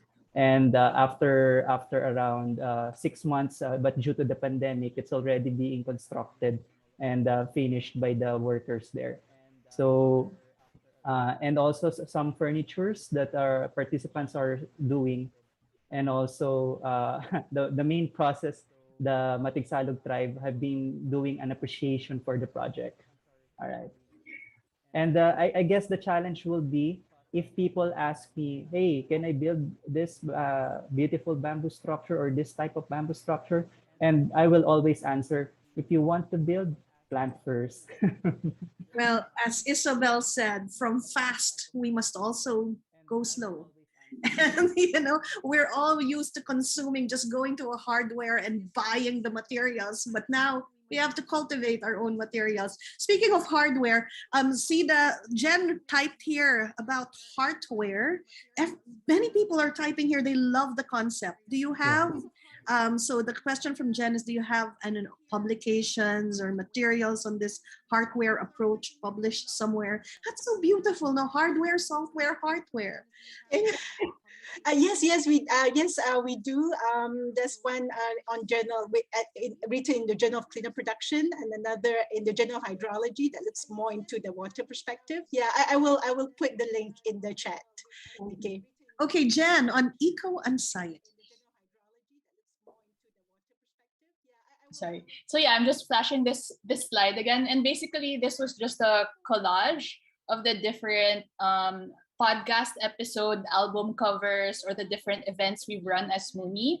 And our first ever podcast episode was on eco-anxiety, and we actually spoke with Anna Oposa, who was last year's AUN-EEC keynote speaker. And yeah, it's just a topic that we, as I think the core theme of MUNI is very feelings-ish. And I feel like there's not enough space. There's not enough space currently for people to have conversations about how we feel about the state of the planet as well. You know, obviously there's like a lot of different like educational like webinars and what have you. But I guess the role that we also see MUNI playing is how do we cultivate spaces for those conversations as well that really help us sort of work through these challenges, but then also hopefully come out at the other side of it still motivated to continue doing this work. So is that working on hardware? Yes, very much so. Yeah. All right. Zida, the floor is yours. Okay, this is in response to your question on citizen science, yes? Nikki? Yes. Yeah, okay, right. Just let me show you the slide that I was not able to share just now. Sorry. Oops. This one, yeah. So we can see the citizen science as one of the hardware tools, because what it does is it combines, the scientific approach with the sort of the local value and place-based approach. So what we do is we try to encourage our community to volunteer conducting biodiversity, waste and water quality monitoring of the water bodies, under our guidance. This would not only help university management in terms of data for decision making, because they would have data that they collect water quality data, but also from the community as well, can add additional information as well, but also as a platform to bring back the members of the campus community closer to the river and lakes. People don't go anymore, I don't know how is it in the Philippines. Some of our rivers has been channelized and people think they are drains. They forget that these are rivers. So bring them back. I've learned from Japan, from my Japanese colleagues, about this culture of near water. We are losing that connection, that culture of near water. We are very far water, because what we have now is looking at water from the pipes and all that. So indeed, it's only when you take time to observe that you can see the beauty and importance of nature. But looking at their specific activity in terms of our approach, I don't know, Nikki, I don't know whether Ateneo is involved in the City Nature Challenge. I wouldn't know. Anybody in the group? Yeah, because I just want to flag this out. Water Warriors, together with our sister Living Lab, the Rimba Project, has been hosting the Klang Valley City Nature Challenge, or the CNC, starting from 2018. So this is a 4-day international BioBlitz event held in April every year to document urban biodiversity in cities around the world using iNaturalist, an online citizen science platform and application. So the CNC started in 2016 in the US, but it has now grown into an international event, motivating people around the world to find and document wildlife in their cities. So in terms of Water Warriors, we would like people to, document wildlife and biodiversity of water, in terms of the water ecosystem. So perhaps if there are other members of the AUN-EEC that are involved in the CNC, probably we could have a webinar together and share experiences in the context of ASEAN. But additionally, if you're interested, also Water Warriors ourselves have been involved in a project with Sustainable Places Research Institute in Cardiff University. We are developing our own unique place-based citizen science approach called the EcoHeart Citizen Science Program, aligning with our hardware approach. So a lot of the citizen science out there is very much about crowdsourcing. So what we want to do is how do we connect that to our culture much more? So really happy to communicate with the citizen science community and the AUN-EEC. Thank you. There was a question addressed to you from Ateneo de Zamboanga. Tess Montano asked, Doc Sida, can you share your strategy on how you convinced everyone in the university to partner with you and your group in your advocacy? What were some of the challenges and how did you manage it? Oh, but you know, I must say that we did not manage to get all the community members. We do have a critical mass of people who are just water warriors within the campus. And so, you know, the main group, the main volunteer who has consistently been with us for the past 8 years is about, you know, 6 or 7. And then, you know, we have, you know, there's different levels of volunteerism as well. So I must say the shared value is very important. You know, as Nikki, your question just now, you know, how do you, you know, how do you, we have a lot of people who believe in sustainability, but they have different ways of thinking about it, right? Exactly. In university, you have a lot of clever people who think that they know best, but we always go back to cares. You know, we care about the environment, and then really having that nuance. So I must say that you need both formal processes and informal processes. I think Jen is very, you know, very much to the point in saying that, you know, reflecting together is very important, and you have to create that space to ensure that. Long story, anyway. There were other questions, but Jed answered them already in the chat. So Sida, this one is just came in for the chat. Thanks for sharing your experience. This is from Ricardo Bagarino. I'm just curious, how did you ensure the quality of data collected through citizen science? Did you engage the public in the data collection activity? Did you gather them together and get their consent in the participation, etc., etc.? Okay, I think we don't have time for this. Nikki, it's a learning process, but maybe you can email me. I'll put my email here.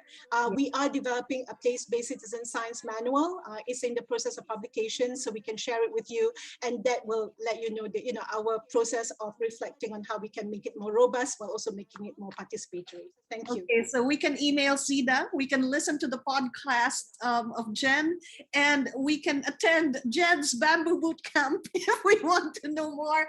Thank you very much. That has been our first panel, Enablers of Sustainable Culture. Thank you to our 3 very passionate speakers. I apologize for those who still have questions. Unfortunately, we ran out of time, and it's time to move to the next item on our agenda.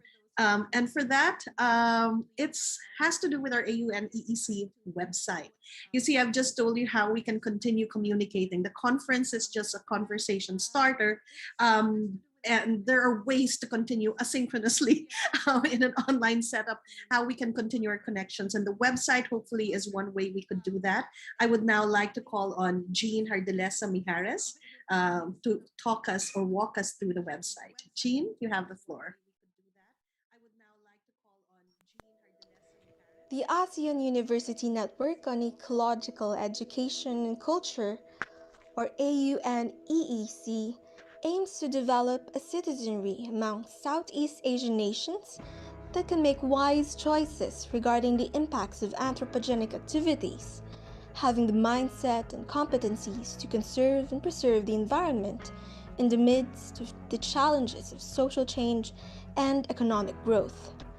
With this, the AUN-EEC not only aims to heighten consciousness about the global impacts of human activities in the environment, but also deliver a message of hope towards a more sustainable future. Recognizing the pervasiveness of information and communication technologies, especially now, and how these technologies shape our perceptions and behavior, the AUN-EEC launched an interactive website. To view the website, key in aunEEC.ateneo.edu in your browser. Here, you will learn more about the AUN-EEC in the overview page. The website also features contributions in the form of videos, photos, and essays.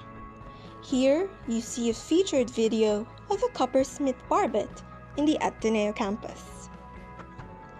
It also features a map that shows the geographical location of projects and contributions, stories, essays, reflections, infographics, and photos that share the best ecological practices and lifestyles.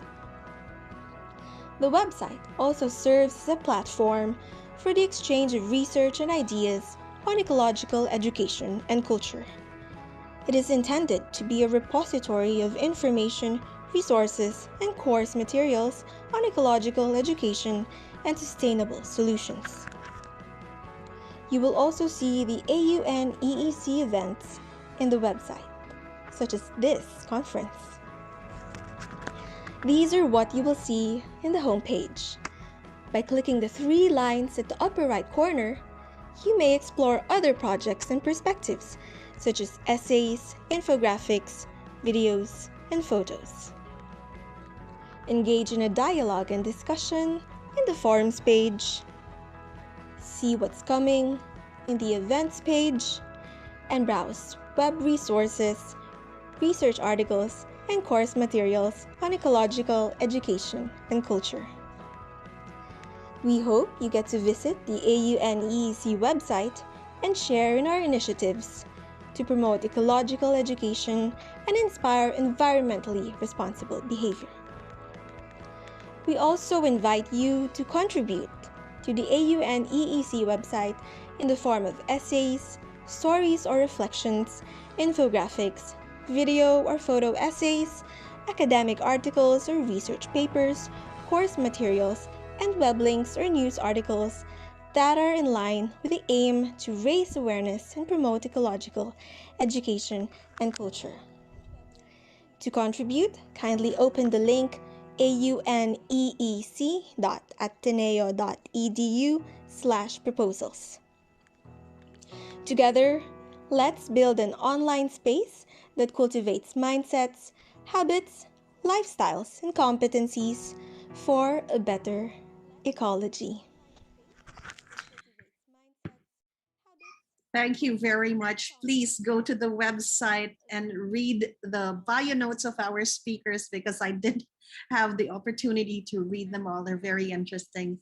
And now, from one architect in the last panel to another architect as first speaker for our next panel, I'm now going to introduce our next speaker.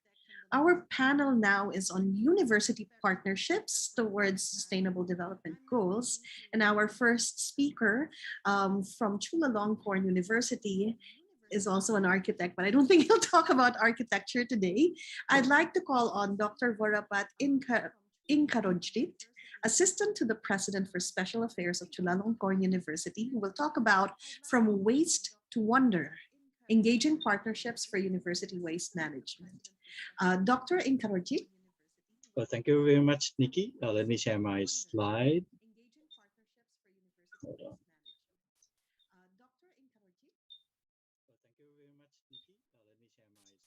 So this should be good.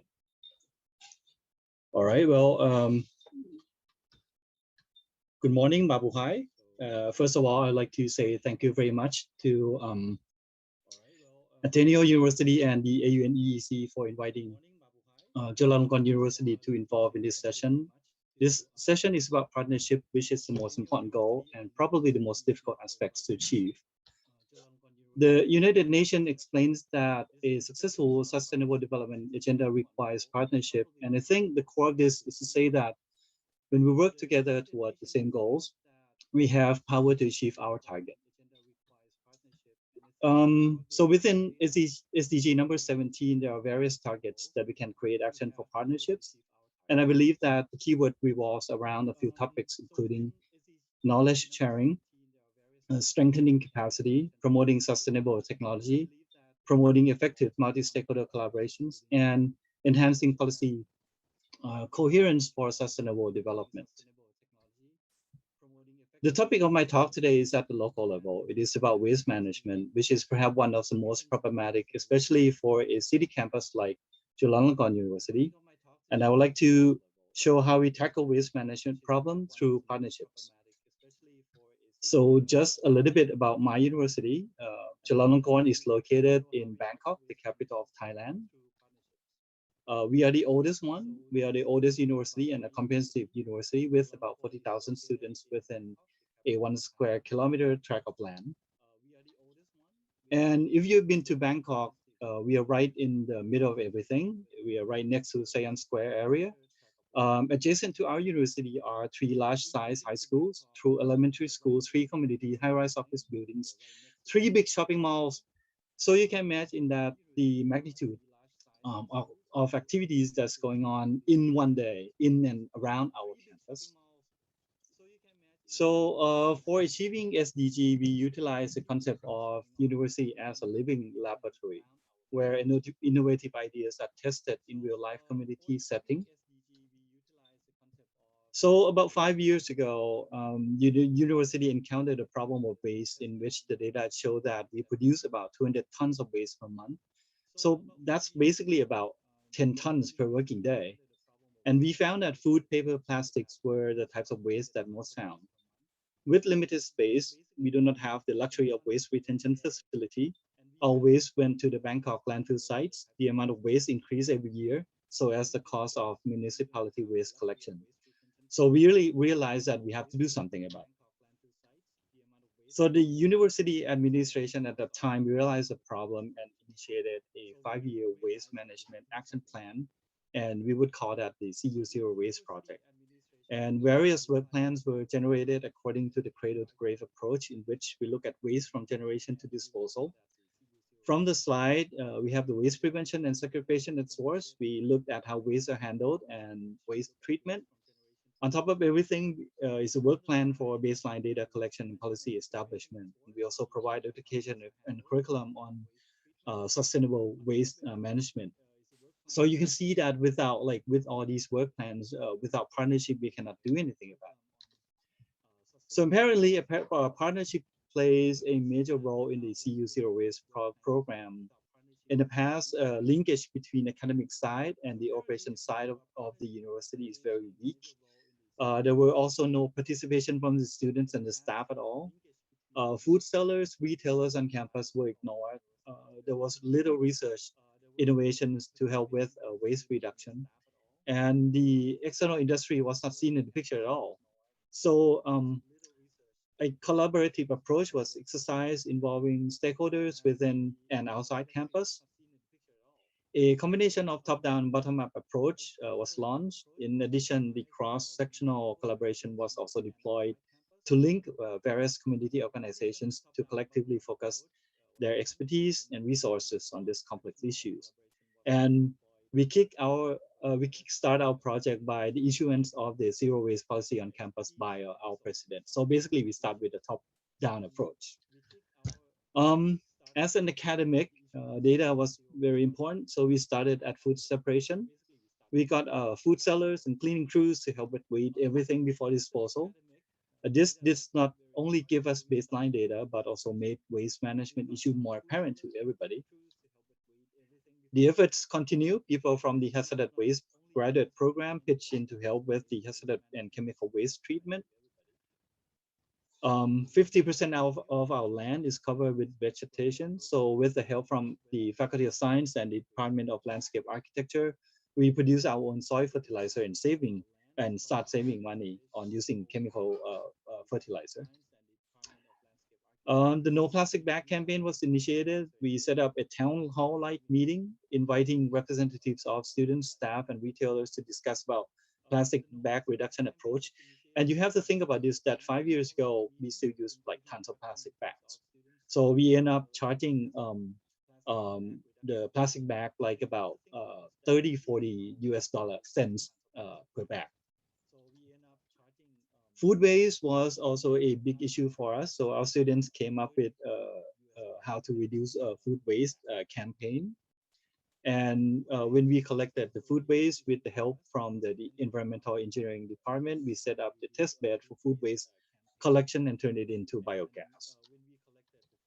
And for innovation, one of our problems is that we use like so many one-time plastic cup, like for our drinks.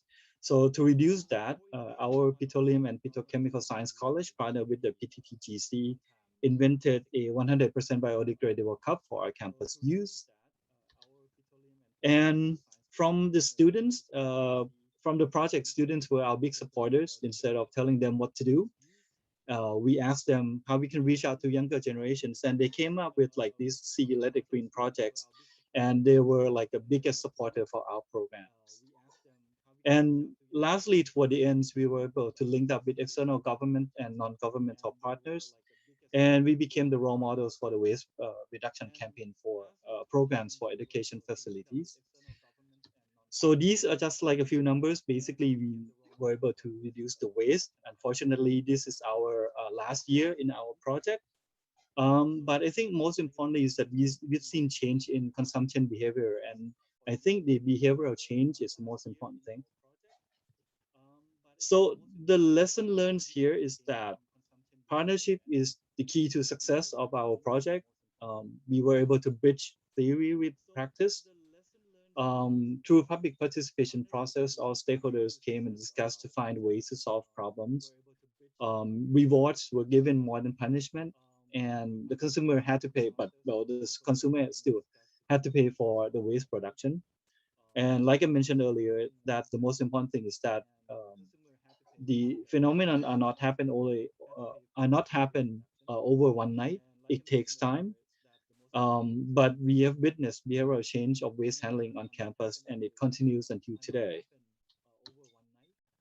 But then again, just to close my presentation today, I think COVID-19 pandemic affects everybody, and we are accustomed to the new normal lifestyle. The university has been temporarily closed on and off throughout the years, like since last March. And one of the things that I noticed is that in Thailand, at least, that we use more plastics and bubble wraps more than ever for online shoppings, and we still don't know what to do about it. And the picture I show here is that, but I think through our partnership and through our behavioral change, this is the picture from our university vaccination, mass vaccination center, where we pitch in, but then we still like do waste separation as it's normal. So I believe that in some ways, it's we produce a change in behavior that is sustainable. So thank you very much. I hope that I'm still on time, and if you want to contact me, here's my email and my and our website. Thank you very much. Thank you very much. We will take the minutes that you saved for our open forum. I'm All sure. right. Yeah, thank you very much. Thank you. And now I'm going to call our next speaker.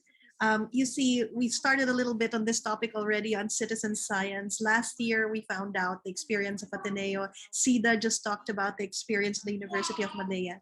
And now to share the experience from De La Salle University, I'd like to call on Dr. Wilfredo Alicuanan, professor of the Department of Biology of De La Salle University, for his talk on university partnerships, ASEAN University Partnerships, and citizen science for SDG 14. Dr. Liquanan.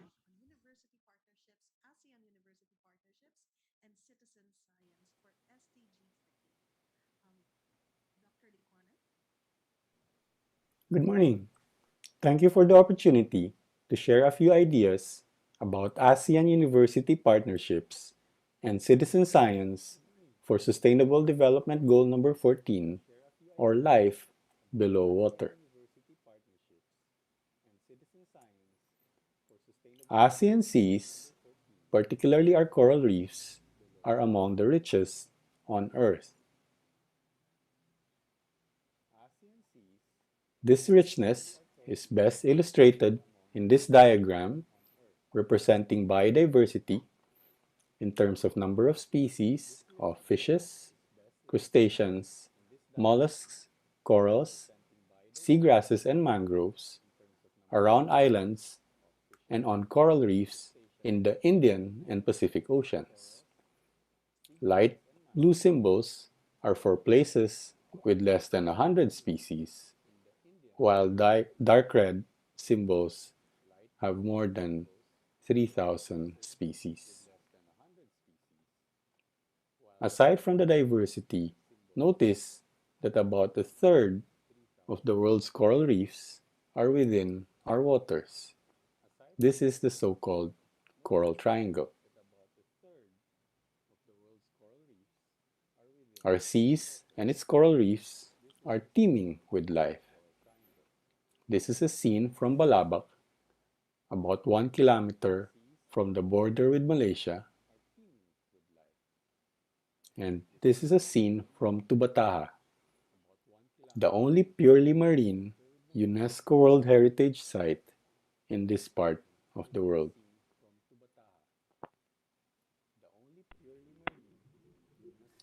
These reefs provide for food security and is a basis of our way of life, and arguably is a big part of our shared ASEAN identity. These reefs are very important for tourism because, for one, a healthy coral reef produces 1 to 5 kilograms of white sand per square meter per year. As the coral reef grows, it provides protection from storm surges and tsunamis, even with sea level rise.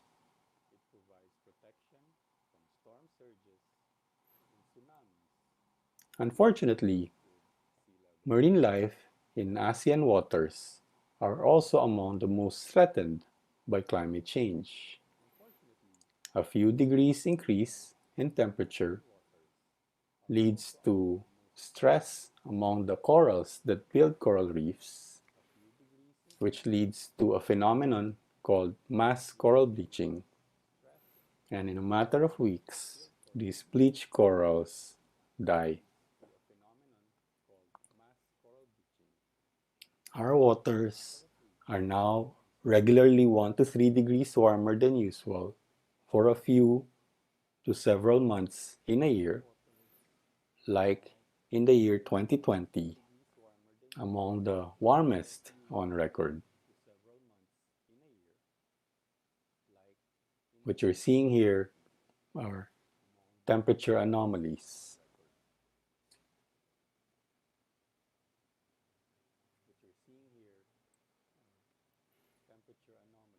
And because a large proportion of our populations will live within 30 kilometers of the sea, the same marine life that is so valuable are also among the most threatened by negative effects of human activities, like the so-called development of our coastlines. And in the Philippines, where the small-scale fishers are now the poorest sector of society, the depletion of our waters mean greater desperation, as demonstrated by their use of explosives for fishing. The explosives typically are bottles of fertilizer and kerosene, weighed down with rock. And these are extremely destructive. We need to find ways to put our heads together so our best minds can come up with innovative solutions to address both poverty and inequity in our many coastal communities. Last month, we had a chance to try this brainstorming in a virtual summer camp of about 50 students of the Asia-Oceania 5 Universities Alliance. This summer camp had 4 modules on design thinking, social entrepreneurship, diversity and inclusion, and for our research center and our academic department, climate change and life below water. The setting we used for this exercise is Talim Bay, a cove on the southwest portion of our main island, Luzon. It's a high biodiversity coastal area known for its corals, seagrass, and mangrove habitats, but also because of some very well-meaning but poorly planned or implemented government projects. This area also has some very obvious income disparities. We describe to the summer camp students the successes and failings of our efforts to empower families through their children. We also describe to our summer camp participants how a team made up of trained citizen scientists from the municipal government and coastal communities were able to keep track of the prevalence of coral bleaching when the local waters heated up last year, and when most professional scientists were not able to leave their homes because of the pandemic. Citizen science is the equivalent of a rapid or antibody test. It produces timely, actionable information even when specialists are not available.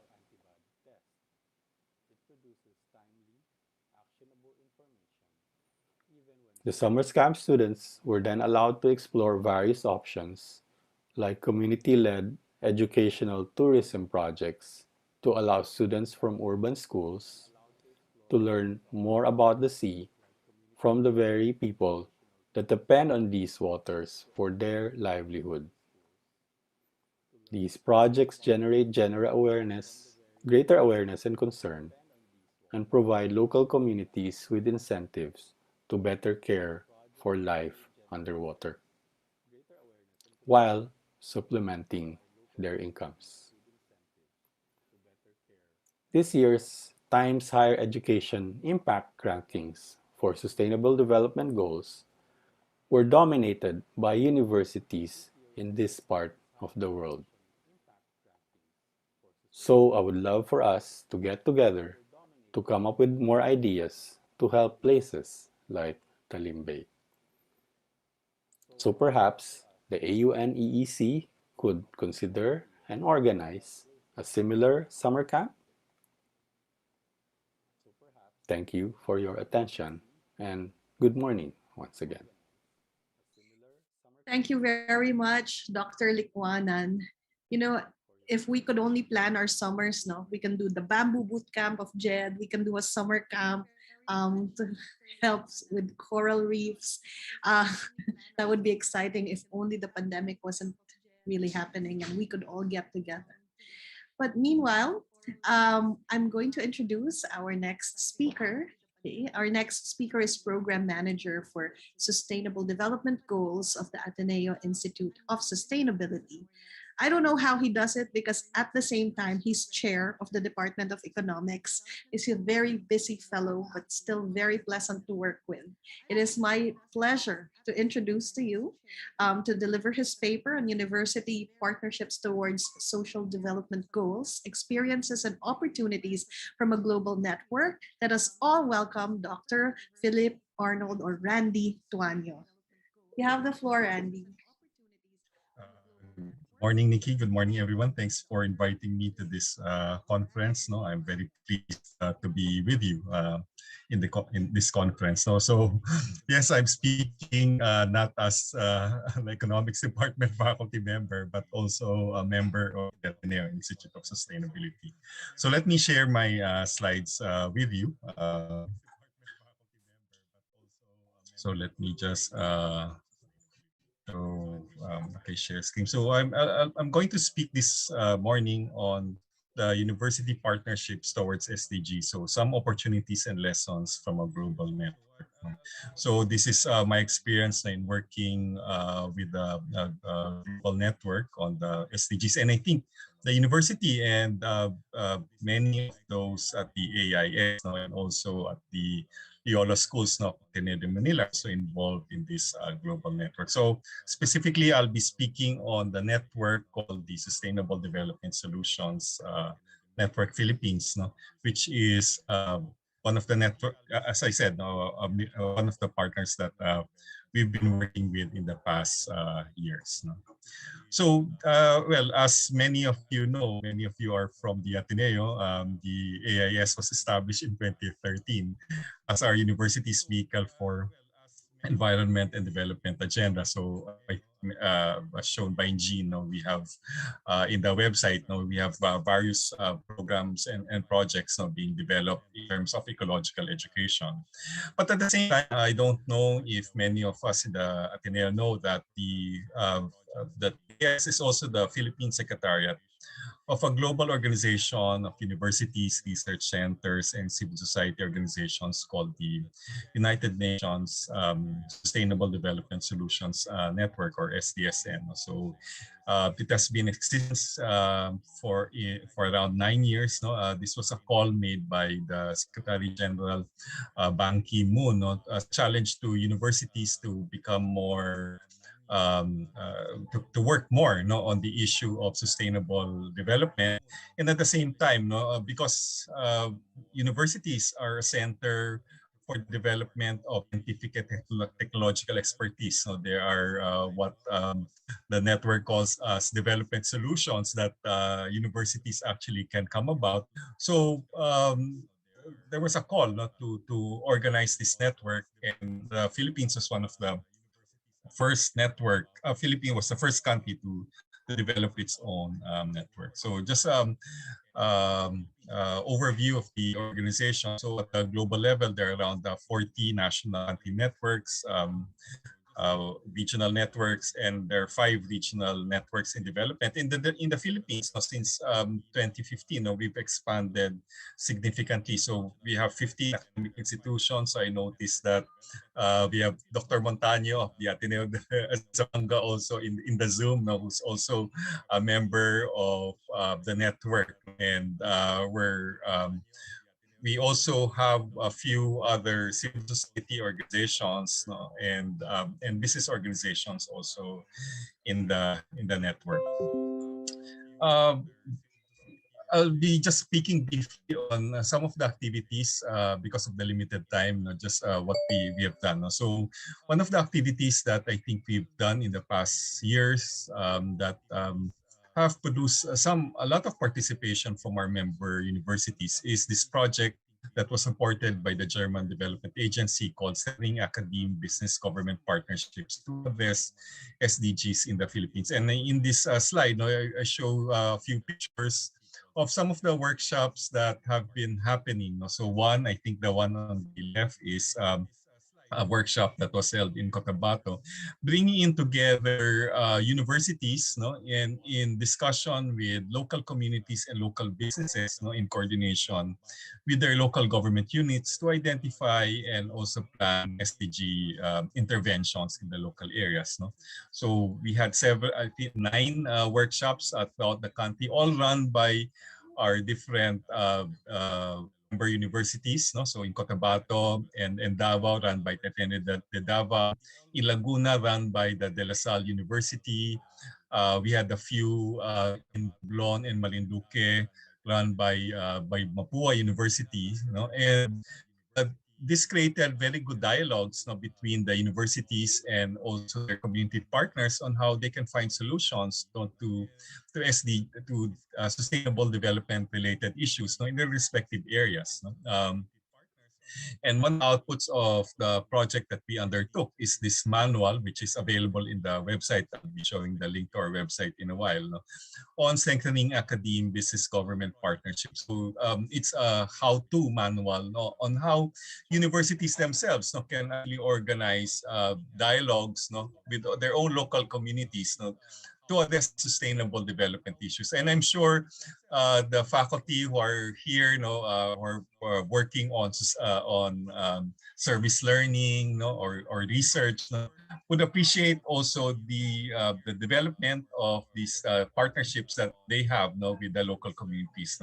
And in fact, many of the communities that have undertaken these workshops have asked our member universities to develop new workshops and follow up on some of the plans that they've already identified. So this include, for example, addressing issues related to as simple as waste management in their local areas, to issues such as the access to health and education in their areas. And we hope that our member universities will be be able to actually continue this work. Some of our other activities is also sharing of solutions initiatives across different universities and organizations. So like what this conference is actually undertaking. So most of our members actually are sustainability centers. No? The focal point of these different universities are their sustainability centers. And one of the things that have been undertaken by our network is actually the sharing, no, of programs and projects, no, and therefore ideas, no, on how to undertake sustainability in their respective universities. So this is what we call solutions forum. We've had one last year in February, then another online. No? So it's possible, no, to undertake through online means sharing different sustainability initiatives, no, among different university partners. No? Another of our activities, no, would be also organizing webinars on topics related to sustainability and ecological education. So we've had a few, for example, this year related to food systems, nutrition, community gardening. I think some of you may have attended this webinar. And we hope to continue the discussion focusing on specific SDGs, no, among our different member universities, no, so means also of sharing their expertise, no, with other university partners. Globally, there are many actually activities which the universities can participate in. One is there is a center of the network called the SDG Academy that organizes online courses on sustainability topics. No? And one of the contributions of the AIS would be developing a game, no, that would help, no, secondary school students, no, to better understand sustainability issues. No. There's also research and policy work related to sustainability issues on urban development, climate, energy, health, land resources, and also financing and monitoring. So monitoring in terms of our countries achieving targets in terms of SDGs. No?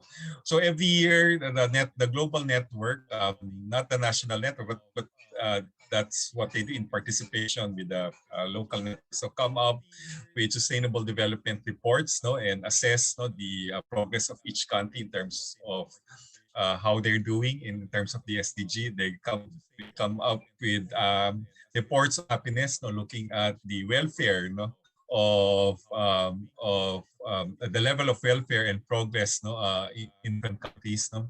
And there are also publications and which on sustainability, impact, and stewardship, which I hope that universities will be able to use. This is a very useful resource now for many universities around the world. This is just because of the limited time, I've just made a brief exposition of our activities, no?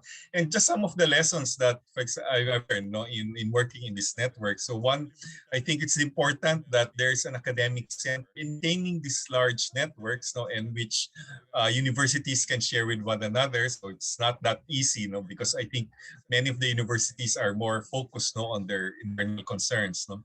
One important lesson in maintaining such network is that there should be in these networks there should be key institutions that actually help sustain the network. So globally, it's the Columbia University that's helped maintaining all of these research groups, no, and also research outputs in the Philippines. It's the Ateneo de Manila that's helping to the Ateneo Institute of to the AIS. No? So, and that has maintained, no, that this glue, no, among the different networks. No? Second, it's really important to really think about what types of activities interest the different members. So it's not that easy also to to do coordination or to work with different universities. So it's very important to check what actually are the interests, no, of your members or what they're working in. So to actually sustain their interest in the network. The partnership with non-university stakeholders very important. So in the community dialogues, no, that we've had, no, so one of our important partners there is a funding agency, no, the German Development Agency. So they're a key resource, no, that also provide inputs, no, to some of the activities that we have. And then also the utilization of knowledge and resources on sustainability by the different members also can be a resource. So yeah, it's good that we have sharing, no, of programs and projects, no, which help sustain the network. And in fact, there are some also discussions on holding joint seminars or webinars, no, across different universities on different topics. If there's some interest, no, in the network and activities that we do, you can see our website, no, or write us, no, and I also put in the global network and of course, no, the web address of the AIS. So thank you very much. Thank you very much, Sir Randy. So now I'll start with a question that I received that can be asked to all speakers, and I'll call each of you to answer. This has to do with how the pandemic has given you challenges, but also opportunities, and how you are using those to continue to inspire and motivate universities, and by extension, students who belong to those universities to come up with solutions to meet target SDGs. So maybe we can start with Dr. Inkarojrit. If you could talk about, I know you in your presentation you showed a little bit about the pandemic scenario, but if you could talk about some of the challenges as well as opportunities presented by the pandemic. Well, thank you. I think the challenge that we face is that we have new kind of ways that we have never experienced before. So basically, like everybody is using masks right now.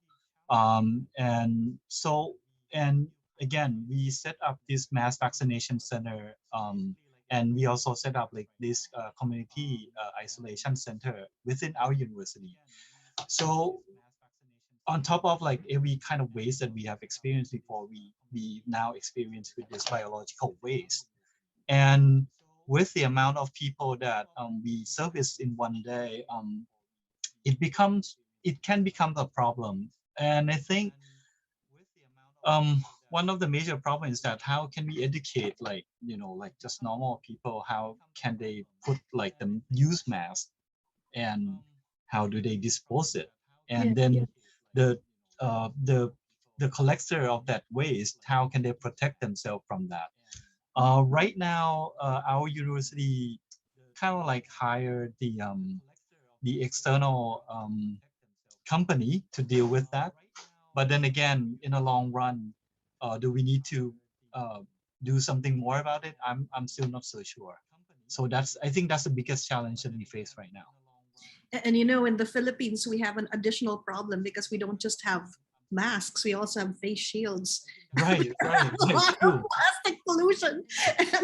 So, okay. Dr. Likwanan, would you like to weigh in on the pandemic's impact on your work? Challenges. Okay. Challenges.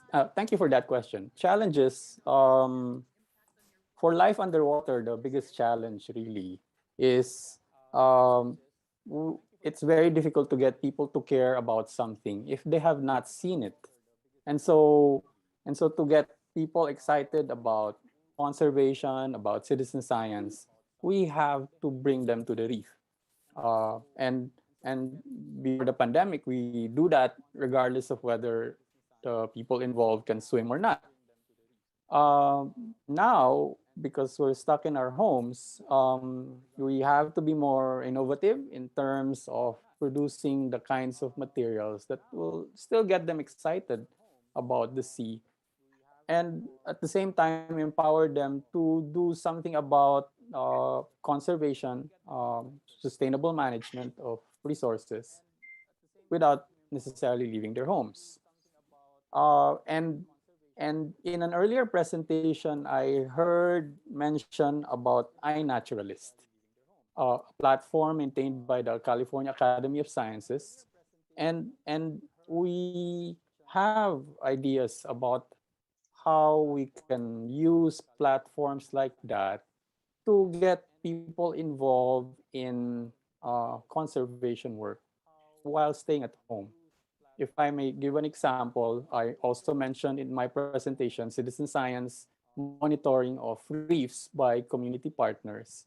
Those methods involve taking images, and those images can be processed in a public setting to initiate conversations in communities. But they can be further processed at home by trained volunteers who can help determine things like how much coral is left in the reef by scoring images sent to them. So we hope to try and set up something like that so that there could be greater participation, even with people stuck in their homes. Thank you, Dr. Likwanan. How about you, Dr. Randy Tuanyo? Thanks, Vicky. Yeah, so as said also by Dr. Likuanan, yeah, one challenge really is because one of the projects that we've been undertaken is training and then coordination with communities. So one of our challenges moving this coordination training online. And then in our experience, so we had, for example, one training that we gave to our member universities online, and I think we found that it worked well. No? And I think they're already because the community partners that these universities have no, in our project are also their service learning partners. No? So I think they found out that they're able to also coordinate well online. So it's a challenge still, and the coordination is a little bit more difficult than it was. No? So for example, setting it up online, no, it's much more difficult than face-to-face meetings. But I think the online setup has also provided opportunities. Well, at least it's easier not to. Well, we find that attendance in our meetings have increased online. Metro Manila traffic is not as good as we want it to be. So attendance has been good. So I guess there are opportunities also as well. Thank you, Dr. Tuanyo. Dr. Likwanan, there are two questions that came in for you. The first question is, how have the pandemic-related wastes affected Philippine marine life? And what could be initial responses we can do to mitigate the likely negative effects? And the second question in the chat box from Zida is, how do you engage and motivate the local communities to be involved in the citizen science activity in the long term? And do you work with NGOs like Reef Check, who's also involved in similar work? Okay, those questions are tough. Like was mentioned earlier, one of the biggest problems with this pandemic is a lot of people are buying things online. And so we're dealing with a huge increase in packaging. And the packaging and the disposable masks, they unfortunately, in this part of the world, find their way to the sea. And when it gets there, it's basically too late. We have to stop the waste at the source. And so efforts by people, one of the things we have started doing is to remind people to think twice before add to cart. Okay, before clicking add to cart, think twice. Think twice about things like, will this product enhance the quality of my life? And then the second question you have to ask yourself is, will the environmental impact of this product outweigh the benefits, the improvement in one's life? So we have to stop the waste at the source. With regards to Sita's question, I was actually typing my response to it. Uh, uh, the way we get to communities, to get to the adults in the communities, is to work with their children. For example, I showed a slide about our coastal scouts program, and we learned that many of the parents of our coastal scouts are somehow involved in illegal forms of fishing. And but despite that, the kids continue to attend, and somehow we get messages across to their parents, and also recognize the fact that the reason you have these illegal forms of fishing is because it's actually a sign. It's a sign that there is desperation, there is widespread hunger and poverty, and law enforcement is not the solution. Okay. One more thing. Reef Check. Yes, I actually work with Reef Check Philippines, and I should add our model in this part of the world is the work of Reef Check Malaysia, who's doing a excellent job in that part of Southeast Asia. Okay, another question for all three of you to answer. All of your topics dealt with some form of partnership, whether within the university, with government, or with communities. And now we hear also with NGOs. So can you give us practical tips on cultivating or nurturing or maintaining partnerships? Tips on dynamics on how to keep the level of energy up or addressing some of the issues that come with working with partners. Maybe we will start with who wants to start? Dr. Tuanyo first. Okay, thank you, Nikki. No? So, in terms of networking, I think I remember someone who I invited to talk in the class years ago, and she had this point of, because the topic was really on fundraising, no, for how to do fundraising. For community projects, and she said that the point really of fundraising is friend raising, so meaning that you cultivate friendships, no, in your work. So I guess that's, I mean, also in the Asian Philippine context, I mean, that's true, no, in trying to deepen our work in terms of our partners. It's a one way also of deepening our friendships also with the individuals and the groups that we actually work in.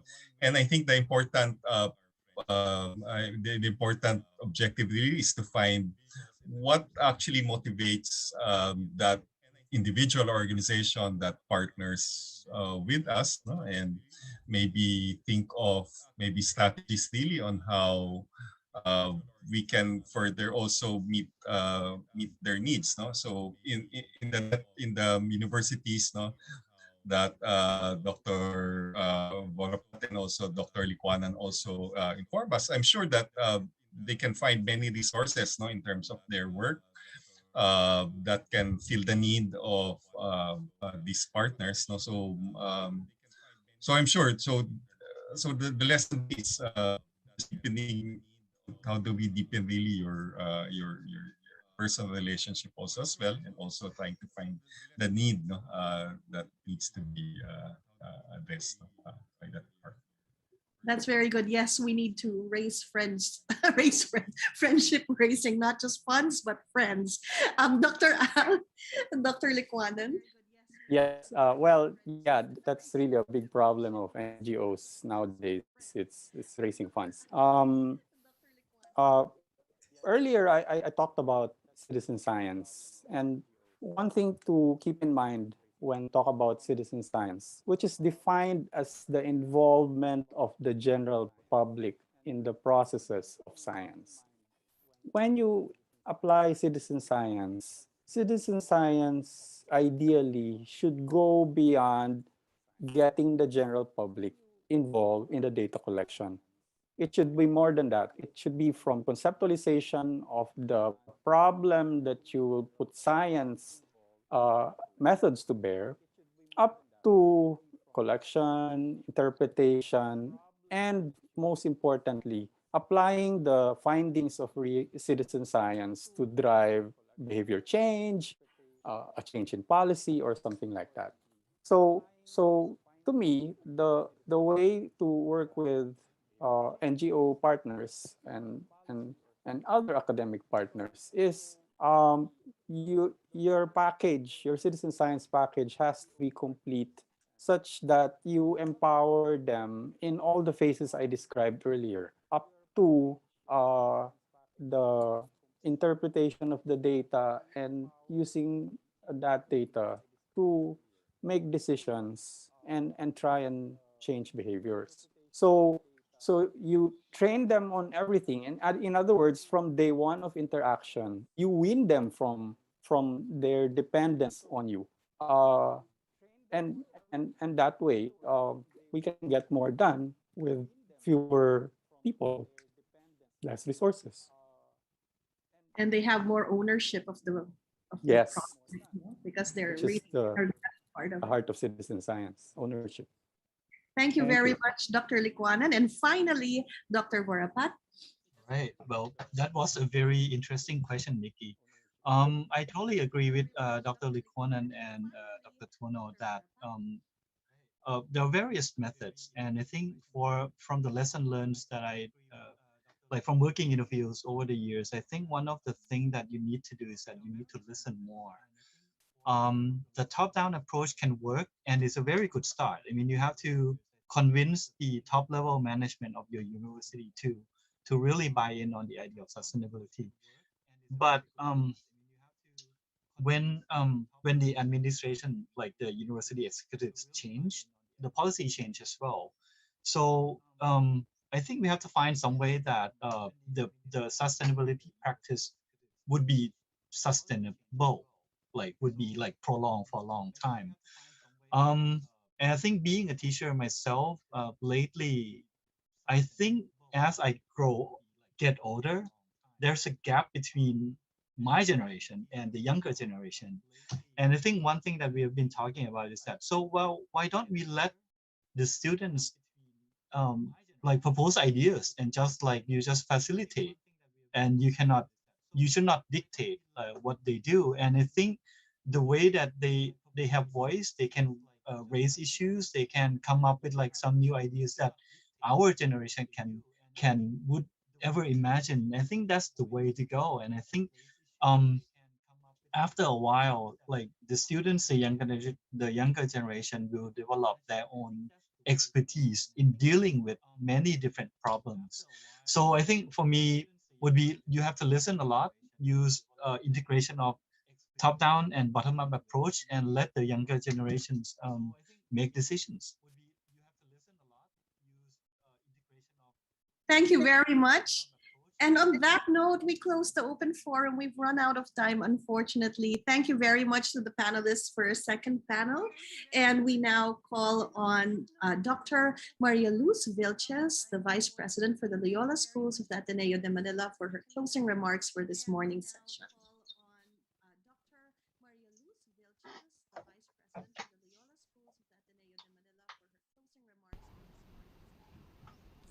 Dr. Choltis Deratiti, Dr. Asunta Kuyageng, our conference presenters, our participants, ladies and gentlemen, greetings of peace. I'm sorry that I wasn't able to join the conference this morning because administrative duty called me, swiped me off last minute. I would have enjoyed the conference as I did last year, but I'm sorry about that. I'd like to say that this conference, I think, is quite ambitious, and rightly so. To safeguard our common home in this code red situation, we have to be bold and courageous. It is not easy to create an ecosystem for ecological education and culture. It takes a mindset to do that. People are people, as we know from our own experience. There are layers of old mindsets that we need to peel off from the surface before we can get to the core and face the truth that confronts us today. That process is what we do as in our role as educators. But education exists in a culture, and so the context of this ecosystem is very important. Thus, affording spaces for conversation and the time to sift ideas through matter a whole lot. The sharing of strategies on how to sustain efforts through collaborative undertakings brings hope and a realization that if we take our work seriously, we cannot work in silos. And care for our common home is a serious matter.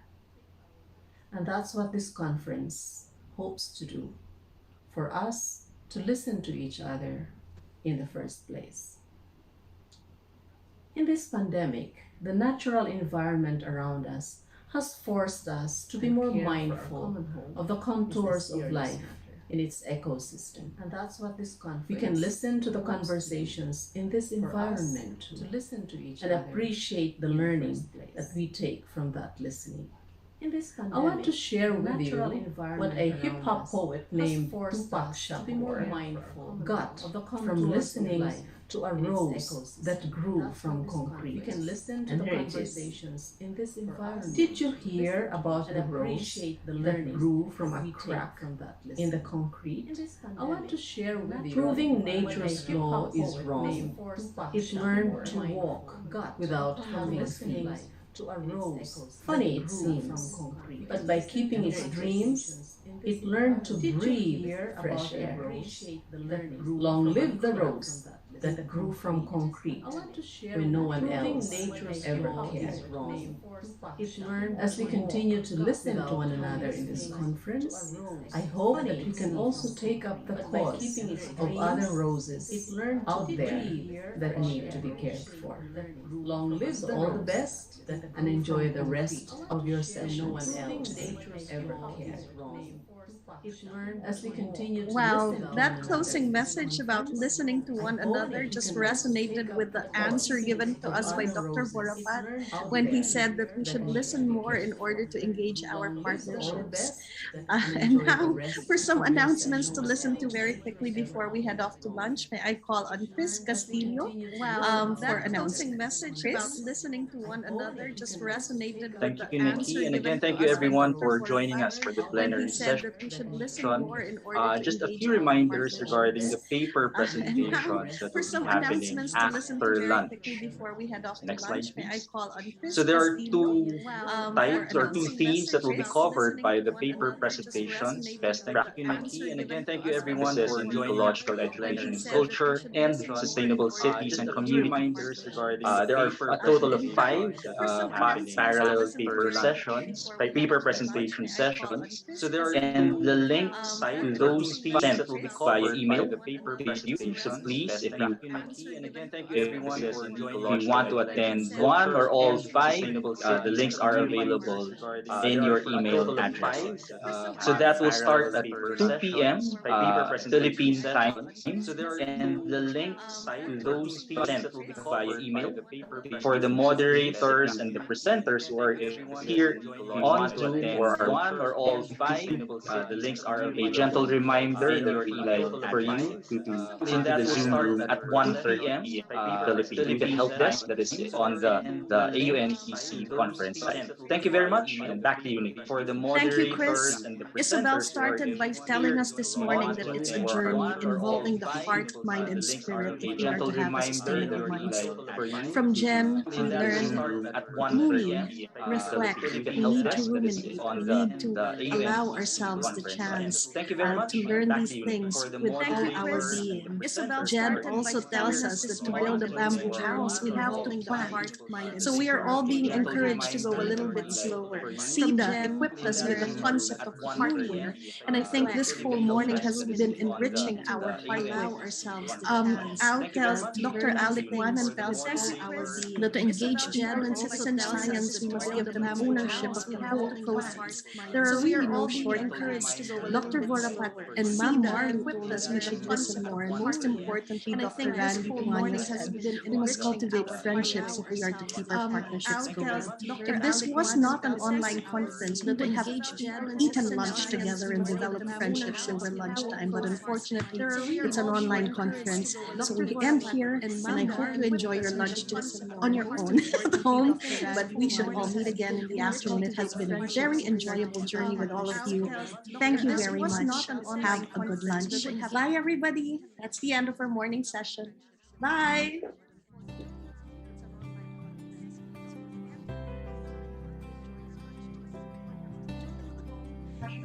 Thank you, everyone. You may, if you want, speak on your microphones to greet our other friends in the room. Thank you. Thank you, Dad. Thanks, everyone. Thank you to the team. Thank you, Chris. Thank you.